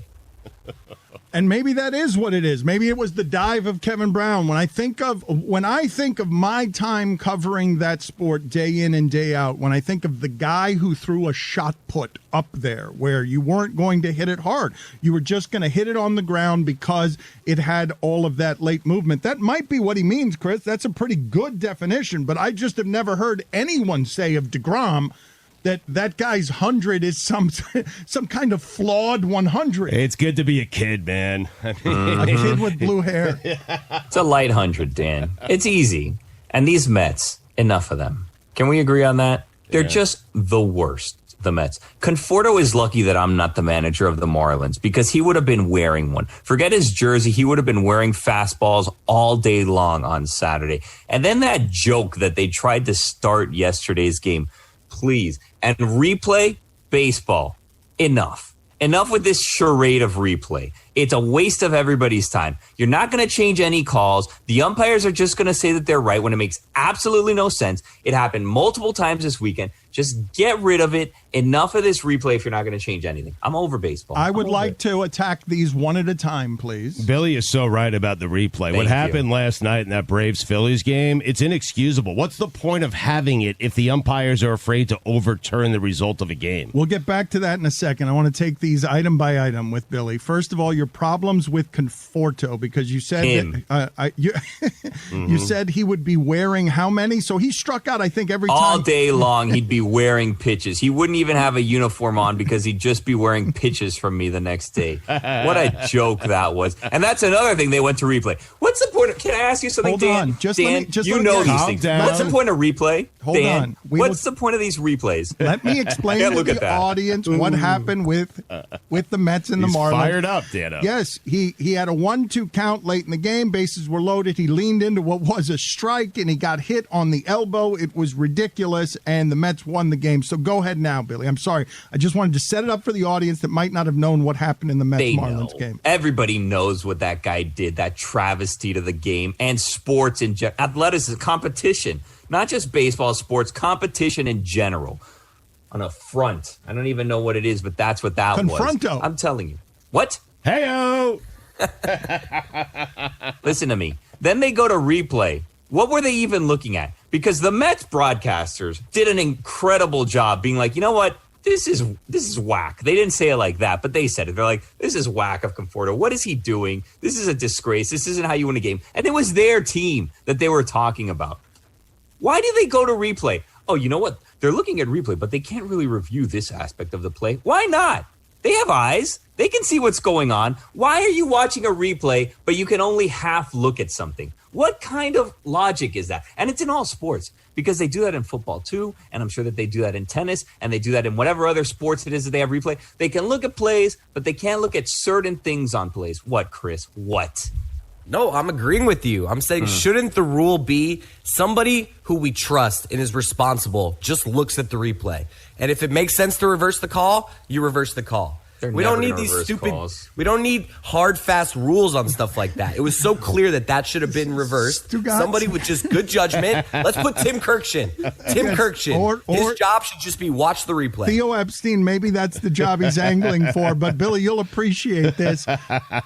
Stugotz just spoke into the production room. He just, with a sense of bewilderment and surprise, and said flatly, Billy passed the ball. Oh, I was so proud of him. But the way that he passed the ball was what, Chris? What? I didn't say he did it nicely, but he did it nonetheless. Well, I was trying to get some Chris assistance here. But, enough of them.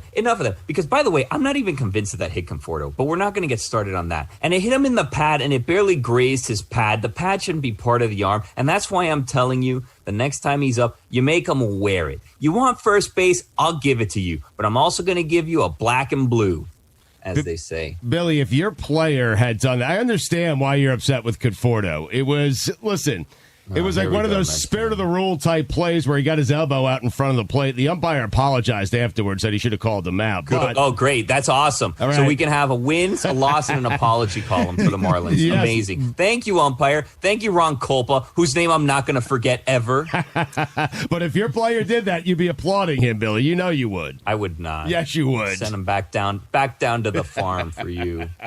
Culpa in Spanish means blame. Yeah. Mea culpa.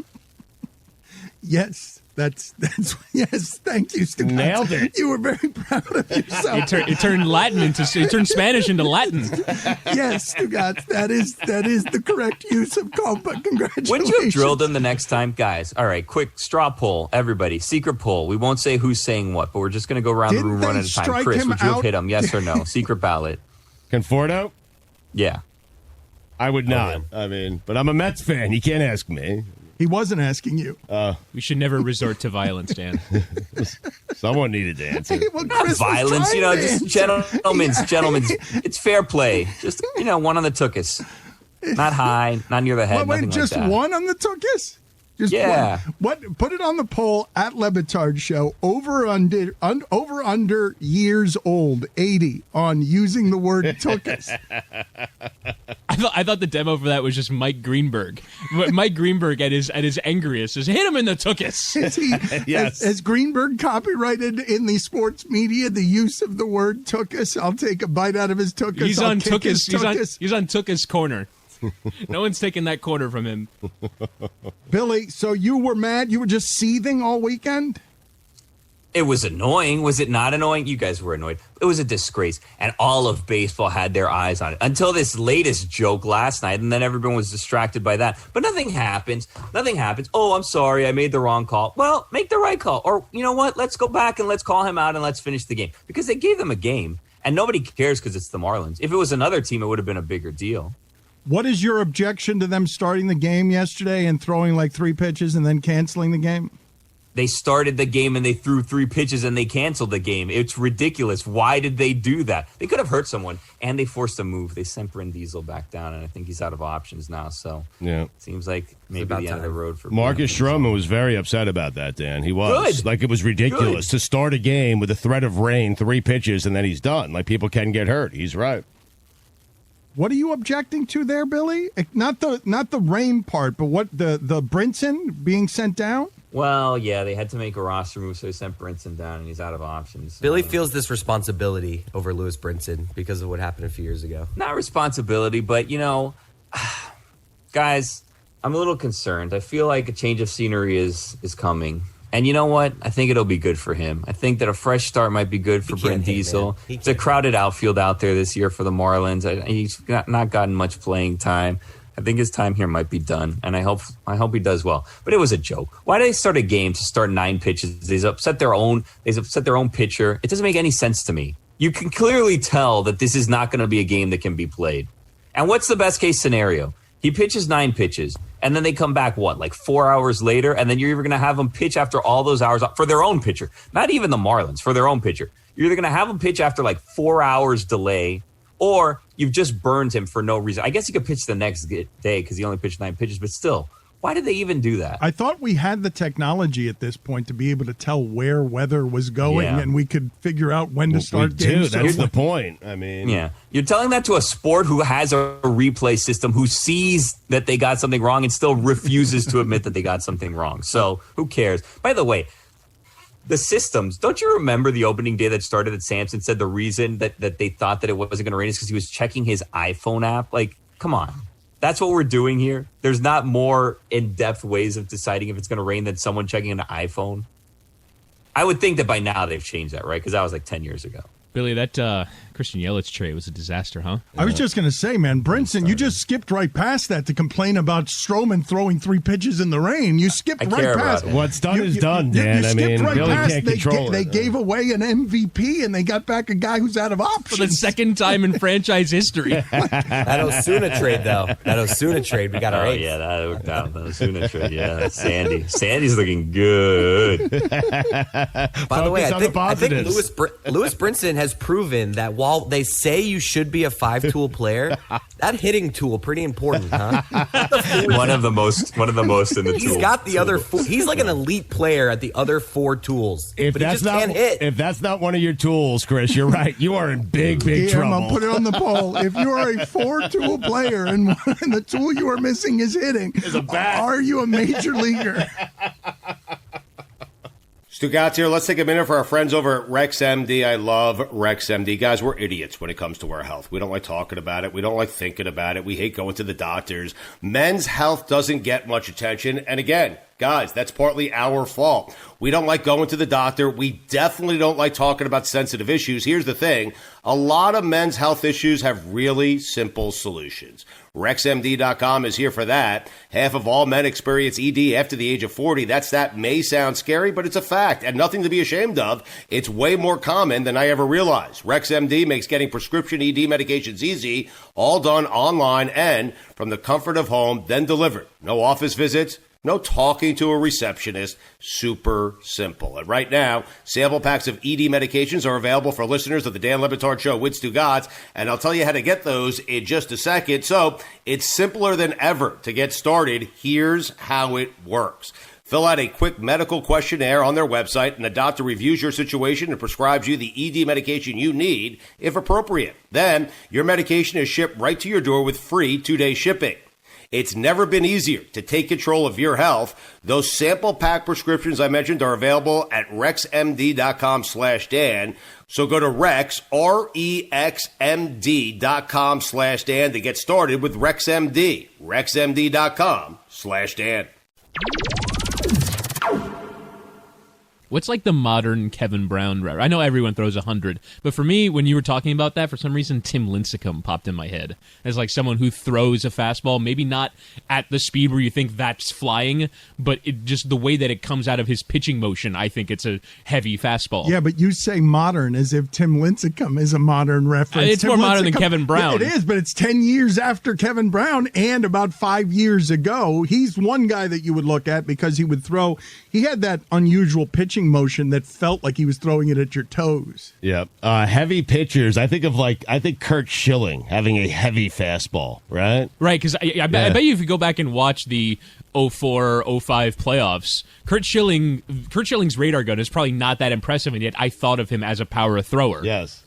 I don't understand what it is that we're watching when we get to a point where a Jazz Chisholm is out there, and I'm going to call him Chisholm. I'm like, that's going to happen at some point by accident, where he's out there saying light 100, heavy 100, and I don't know what he's talking about because he seems, I don't think he's trying, he's too smart, Stugotz, to be trying to actively insult DeGrom. It's a bad idea. He can talk about his own confidence, and he's clearly a very confident player. I think it's just a kid in a moment who comes out and says, yeah, it was a light 100. Maybe he's joking a little bit. Maybe he's being a little sarcastic, but I do believe there is a heavy fastball like Kurt Schilling's, and maybe a guy where it comes out of your arm, and maybe it doesn't feel like it's 100 miles per hour, but it is. I don't know. But if we're saying that the arms have evolved in baseball to the point where everyone's throwing 100. But the hitters have too. Well, that's what I'm saying, right? I think at some point the hitters are going to get used to seeing 100. It's basically human evolution, is it not? But that's what we're looking at, and I don't understand what I'm watching. When I come up through a time in baseball where low 90s is hard enough, where Josh Beckett is dominating the sport by throwing 96 and 97. And now every dude that's out there, Stugotz, is throwing like that. Every dude that comes out of the bullpen. So, of course, the hitters are going to evolve, and the specifics of the efficiencies of the hitters, where they're all looking for a home run. All of them are trying to hit a home run, and they've just gotten better, right? Ichiro used to say, if I went up there and just looked for home runs all the time, I would hit 40 home runs, and I'd hit 220. I wouldn't be able to go the other way with the ball or 240 or whatever it is that I'd hit. But that's not how he wanted to play the sport. So I'm assuming that has been an evolution. That if you talk to today's player, he's not going to say what Mike Lowell said, which is, if I go up there, 92, 93, 94, I'm comfortable. When you get to 97, 98, I'm not. I'm like, okay, here we go. This is going to be hard. My guess is that the entire sport has evolved 5 or 6 miles per hour. And the hitters have adjusted where 100 miles per hour, as Chris pointed, I think is the norm, right? I think, 100 today is like sitting like 92, 93 back in the 90s. 100's not the norm, but 97, 98, it's closer 99, to the norm. Most of those guys, 100's not the norm because DeGrom is still out there being the most dominant guy because he can throw in the 6th 100 miles an hour and he's throwing it in the first inning 100 miles an hour. But the speed, the velocity of the sport has changed, and the evolution has gone from the hitters to the pitchers and all throughout the sport where everyone is damn comfortable at 97, 98, 99. I thought he was too nice to DeGrom. You thought that was insulting what he said to DeGrom? Get out of here. He was nice. He could have said, you know what, get that weak crap out of here. I can turn on that and I can hit it to Mars because that's what he did. Say that. He should have said that. That's what he should have said to DeGrom. Well, all of a sudden we need to respect Jacob DeGrom. Please, what is he going to do? Oh, he could strike out 14 people. You can also get a big L because that's all you do in your career. Get some L's. How about you get some wings? How about you hang tough? Because they can turn on these pitches that are 100 miles an hour and they hit them into space. All right? It's not this great talent to throw 100 miles an hour anymore, Jacob DeGrom. And it was out of the strike zone. That's another thing. It wasn't even a strike. He went up and he got it and he hit it to Mars. You know how far that ball went? Oh, my God. Billy. That's a shortstop. Hang tough. He has won back-to-back Cy Youngs. He went 8 innings. He struck out 14 batters. I mean, the hell are you talking about? Billy is being... Yeah, and what did he get? That L. Yes. That's right. That's what he got. Billy is being Wilbon light here. DeGrom could become the first pitcher in 100 years to finish with an ERA of below 2 runs and without a winning record. His manager, Mickey Callaway, said that right now the Cy Young Award is DeGrom's to lose. Mike, I know you're big on wins. Do you agree? Hell no, because I'm big on wins. Win the game, Frank. Win the game. I don't care what the ERA is. When you add them up at the end, the Cubs probably had some Cy Young Award-winning ERA champions in that 100-plus year period. And if somebody said, I'll trade that for the wins that get me a World Series, what would you do? If the answer is anything other than I'll take the wins, then it's fraudulent. Then I resign from following sports. Win the damn game. Mike, he doesn't get any run support. It's at 3.6 runs per game. Okay, you got to hang tough then. Hang tough. Only 7 starters in baseball. Don't allow it. Less than his ERA is 1.8. I don't care about his ERA. I hate that Billy is using my take against me. He's right. He's 100% right. And by the way, this is the National League, DeGrom. You want some run support? Put the bat on the ball and get some run support, okay? It's not like you don't have an opportunity to hit. You want to get some run support? Learn to bat. You're in the National League. Okay, you say that, Billy, but in his 2 starts this season, he has more hits in the lineup than any other Met. He might be their best hitter. He's got 3 hits in his starts, and no one else has 3 hits in his starts. Let me give you these DeGrom stats just so that you have them. And we are sort of ignoring the fact that 100 miles per hour up in the zone, turning on it, upper deck is pretty impressive. But DeGrom, Stugotz, just so that you understand what you're watching here, throws 99 or 100 miles per hour more than anyone in the sport. According to Sarah Langs, he's thrown 265 pitches at 99 miles per hour since the start of last season. That's 123 more 99 mile per hour pitchers than any other pitcher in the majors in that span. His 56 100 mile per hour plus lead Major League Baseball in that span as well. Okay, you got to hang tough then. Hang tough. I mean, to Billy's point, rack up some wins. I mean, let's go. Jeez. I think Learn the game. Learn the game. Billy, I think you got to score some runs, and you can't give up any runs. Dan, if he's giving up more runs than his team's scoring, he's not effective. Billy, I think he pitches too well. I think what DeGrom, and so the Mets come out there and they think, hey, if I just get a run, I get 2 runs, that's enough for DeGrom. He should go out there and give up 9 runs. I'm serious. Just teach the Mets batters a lesson and say, hey, you get yourself out of this one for a change. How about that? They're entitled. They've become entitled when he goes out to the mound. They think, you know what? We have the day off. Jacob's pitching. Nope. Yep. He's got to let in some runs so that his team knows they got to score for him. You're 100% right. Thank you. This is a galaxy brain take. He's too good of a pitcher to win games. It's true. He is, yeah. No, Galaxy brain. Yeah. They go out there and they think, hey, 2 runs, that's enough for DeGrom, and that's the worst mentality to have as a lineup. You got to go out there and think I got to get 9 or 10 for this guy. They're totally overconfident, being 36-42 over the last few years in his starts. You could see how 6 games under 500, they'd be like, we're going to win every time, except we don't win even half the time. You'd think after a while of DeGrom only giving up 1 earned run, that the Mets offense, after the 10th time, be like, you know what? We need to score 2, maybe 3. Because the thing is, guys, this is what you don't understand. The thing is, they go out there, they know they're going to get a gem from him, and they're like, someone else will get the hit today. Someone else will get the run today. Just waiting. And that's the problem. Yeah. They go in there just waiting around for someone else to do it. No one's assertive on that offense. That's what's going on with them. And, Jacob, that includes you. Put the bat on the ball, drive in some runs. You're in the National League. I'm coming around. You came around. What do you mean you're coming around? You've been on his side since this conversation started, which is confusing to me because you're a Mets guy. Yeah. And I feel like one of the things Stugotz does very cleverly around here is whenever it is that we're mocking his teams, he sort of slides around it. He's sort of like Eminem in 8 Mile, where he gives off the insults first so that he can only absorb so many of them.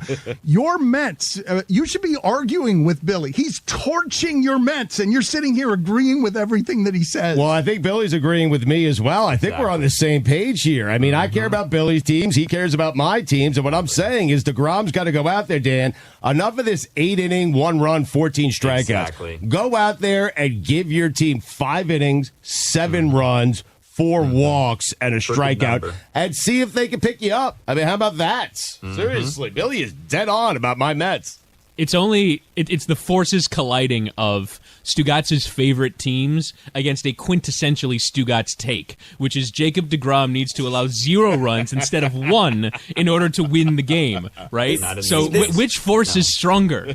Like a paradox. I mean, this take is too ridiculous. This take is too ridiculous. He's flying by this is not a normal Stugotz hot take. This is a ridiculous take. Why is this ridiculous? Why, though? Think about it. You don't even believe what you're saying right now. This is not a Stugotz. You believe most of your takes. You don't believe this. It's like Bradley Beal. It's like me saying he didn't want out of Washington badly enough. If he did, he'd make a muck of it. He didn't want to be a member of the Heat. And DeGrom does not want to teach his lineup a lesson. He goes out there. They're spoiled. It's 8 innings, 1 run, 14 strikeouts.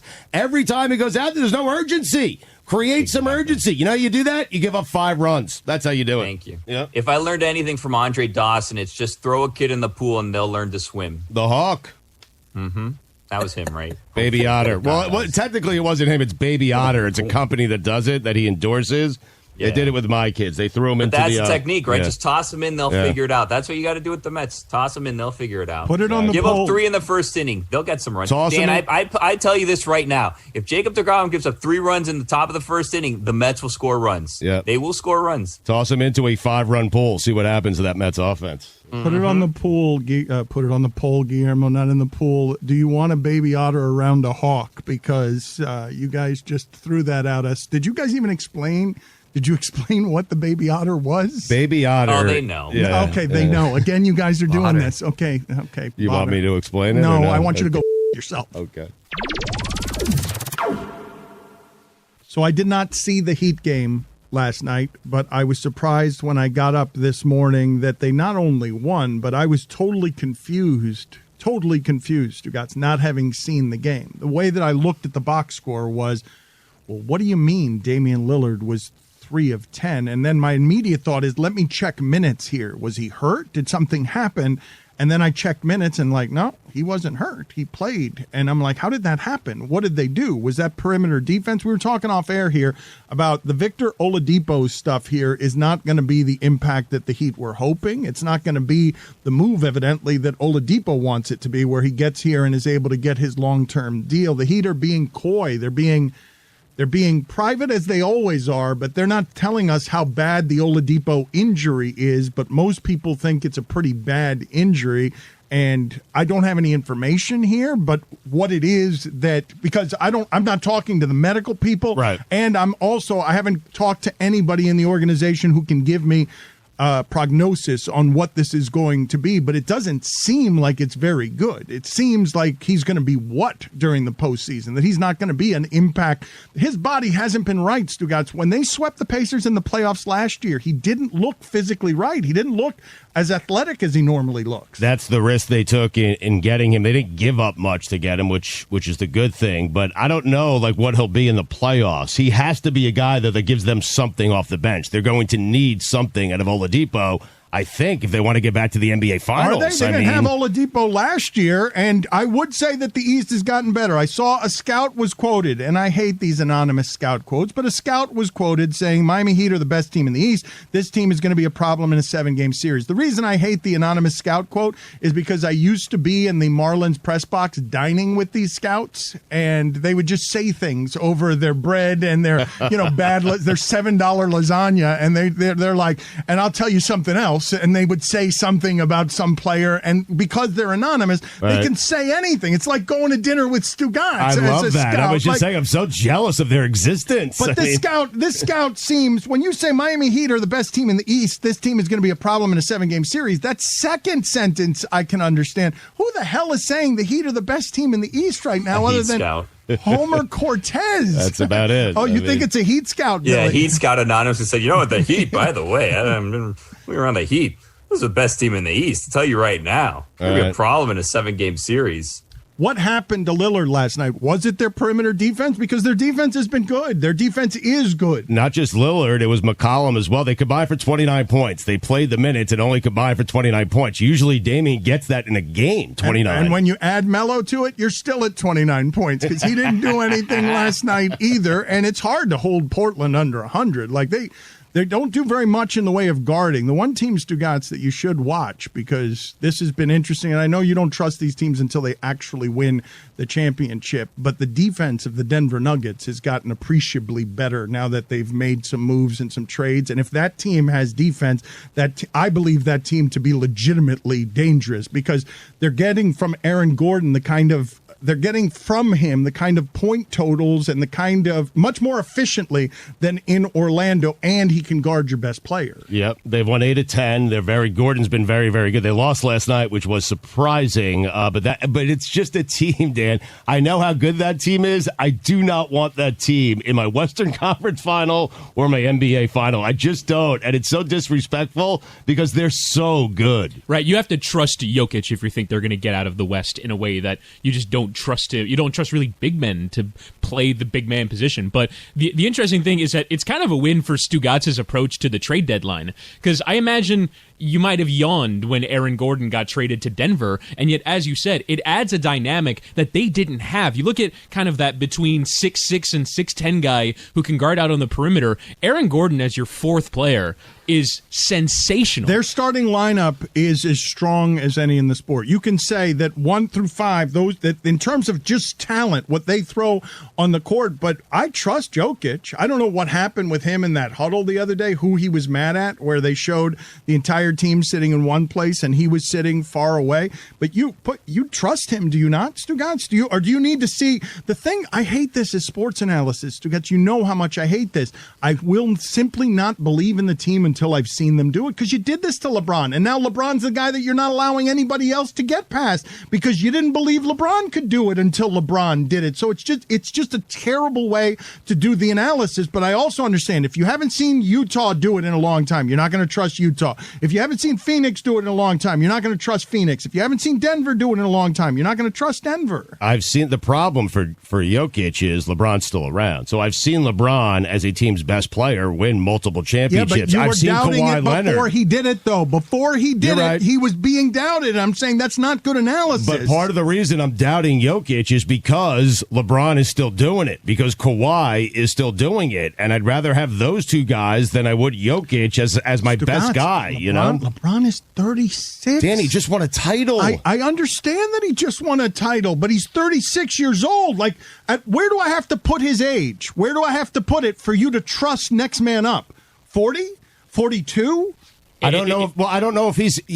probably right around there, 40 or 42, but I'm not even certain he's next man up. It's probably Giannis is next man up. Well, but the thing that they keep talking about, right? I see every month somebody changes the MVP discussion. Every month. Because every week someone gets hurt, and so it's like, who's the MVP now? It is ridiculous. It's a ridiculous conversation. Every month of this NBA season so far, somebody else has been, does this person deserve to be in the MVP conversation? Has it been Jokic in any particular month? Now. Oh, it is now. Okay. I heard his Poor name Donovan now. Mitchell. Has he come up? I mean, yeah, he was like when the Nuggets were like the 6th seed. It was like, no, they're not good enough. And now that they won 8 out of 10, Jokic MVP. But yeah, Embiid was the MVP. Then he got hurt. Then LeBron was the MVP. Then he got hurt. Harden just got hurt. They're having a whole conversation of, can you do what you did in Houston and still win the MVP? But I think to get back to the Jokic thing, the reason why there would be a sense of doubt is there is a dynamic in the playoffs, a create your own shot thing. And I think the perimeter guys like Kawhi, like LeBron, I think it's something that Giannis struggles to do. And why people doubt him is because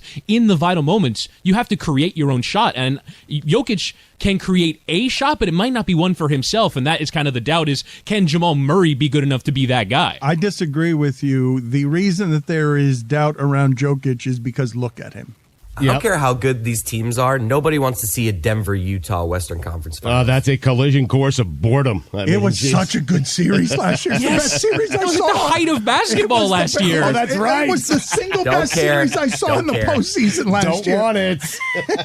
But if I had said like 5 years ago, would you want to see a Golden State NBA Finals? Like Golden State, like these teams have to establish themselves as top level contenders, and then you'll be interested in them. Chris, this is how it happens. This is Barkley. That's correct.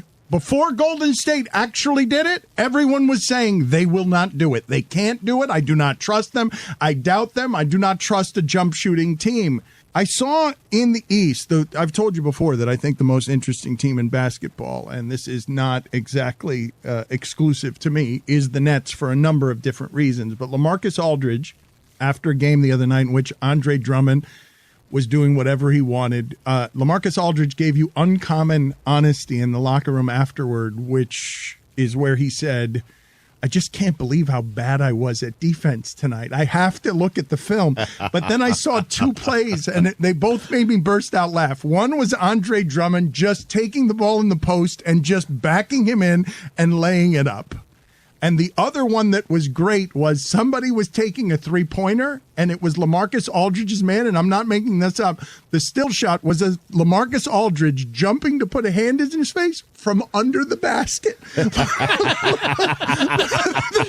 body was nowhere near. Like the guy was got out of position. The guy was taking a wide open 3, and it just sort of showed me like it's hard for LaMarcus Aldridge because he's a bit of a dinosaur in today's game. It's like he forgot where he was. He was jumping from the restricted area. Still shot like it was. I was looking at it, and I'm like, this can't be right. He was in a place where he could have taken a charge, and he was trying to get a block. And right, he would have been called for a block because he would have been in the restricted area. It was a serious contest too. Like the guy was right in front of him, and he's 20 feet away from him, jumping straight up. It wasn't a lean out; it was a straight up. Stugotz, no one else on the court except the shooter was jumping up, and LaMarcus Aldridge was under his own basket, putting his hand up from he was 30 feet away. The amazing thing is there's like a supercut of this. There's like 4 such occasions in which LaMarcus Aldridge did this from the painted area, trying to contest a 3. Is he trying to fool his coach in the film session? Like he's getting fooled by that. But he's clearly not trying to defend the shot. Like, what is he doing? If a hand in the face doesn't bother a shooter anymore, what does jumping up from under your own basket do to a 3-point shooter? I mean, at that point, you got to try anything, don't you? Just wacky hands in the air. And just drop your shorts at that point if what you're trying to do is distract him. And this is the guy who at some point in the playoffs will be responsible for defending Embiid. He's going to win a title, this guy. Well, no, really though, if he's responsible for defending Embiid? Stugotz, that's the question. The question is that team is so talented, Stugotz, they just lost by 25 to a Laker team that didn't have LeBron and Anthony Davis. A Laker team that's remained good on defense even without LeBron and Anthony Davis, and they don't play defense. Like, I love watching the Nets. They're hugely interesting. They have a bunch of guys who could create their own shot, but I look forward to seeing them on defense. I mean, they're 36-17. There's when they all get healthy and they're all playing meaningful games with a purpose, games to lead them to the NBA championship. I think they'll figure the defensive part out. That team's too talented. You taught me that. Though when you bring that kind of talent together, it's nearly impossible for me to fathom that team won't win a title. You say I taught you that, but the thing that runs up against for me is Stugotz, and this happens like I've never seen anything like it. It has no precedent for me. The thing that gives me pause, and I'm not going to make a prediction about whether I think the Nets can do it or not, but if they do it, they'll be the only team in history good enough to overcome how shitty they are at defense. They'll be the only team to have ever done it. So over here, you're saying I don't believe the Denver Nuggets because they've never done it. I don't believe in them. Right. But over here, you're saying I believe in the Nets, even though Kevin Durant doesn't have a title in your personal record book. James Harden is a choker, according to you, by every measure, who's not going to show up, and Kyrie Irving is a crazy person, and that's what you're trusting. You're telling me over here you don't trust something, and you're telling me over there you do trust it, and it's confusing because with the Nets, you will have a team that is appreciably worse on defense than any that has ever won a title in that sport. I'm trusting playoff minutes being ratcheted up, and 3 of the 5 guys on the court for the Nets are Durant, Harden, and Kyrie. Together. You haven't seen them play together. They played like 5 games together. And you're assuming that Kevin Durant, coming off major injuries, can withstand 40 minutes a game for 4 rounds. Even if he can, I still think that's the team to beat. But that's why it's interesting. That's the reason that it's interesting, because you can absolutely think that, and I'm watching it and I'm like, I don't know. I'm just watching it and I'm like, I don't know. I want to believe in all that talent, but I've never seen something that's that flawed with that much talent, because that flawed, Stugotz, the thing that people forget about the Bosh and LeBron and Wade teams that didn't win all the time, they guarded people. They were good from the very beginning at defense. This team is below average at defense. That's not going to be fixed when Harden, Kyrie Irving, and Kevin Durant are playing on a court together. Who's going to fix it? Who's going to fix it? The best defense is a great offense. Useless.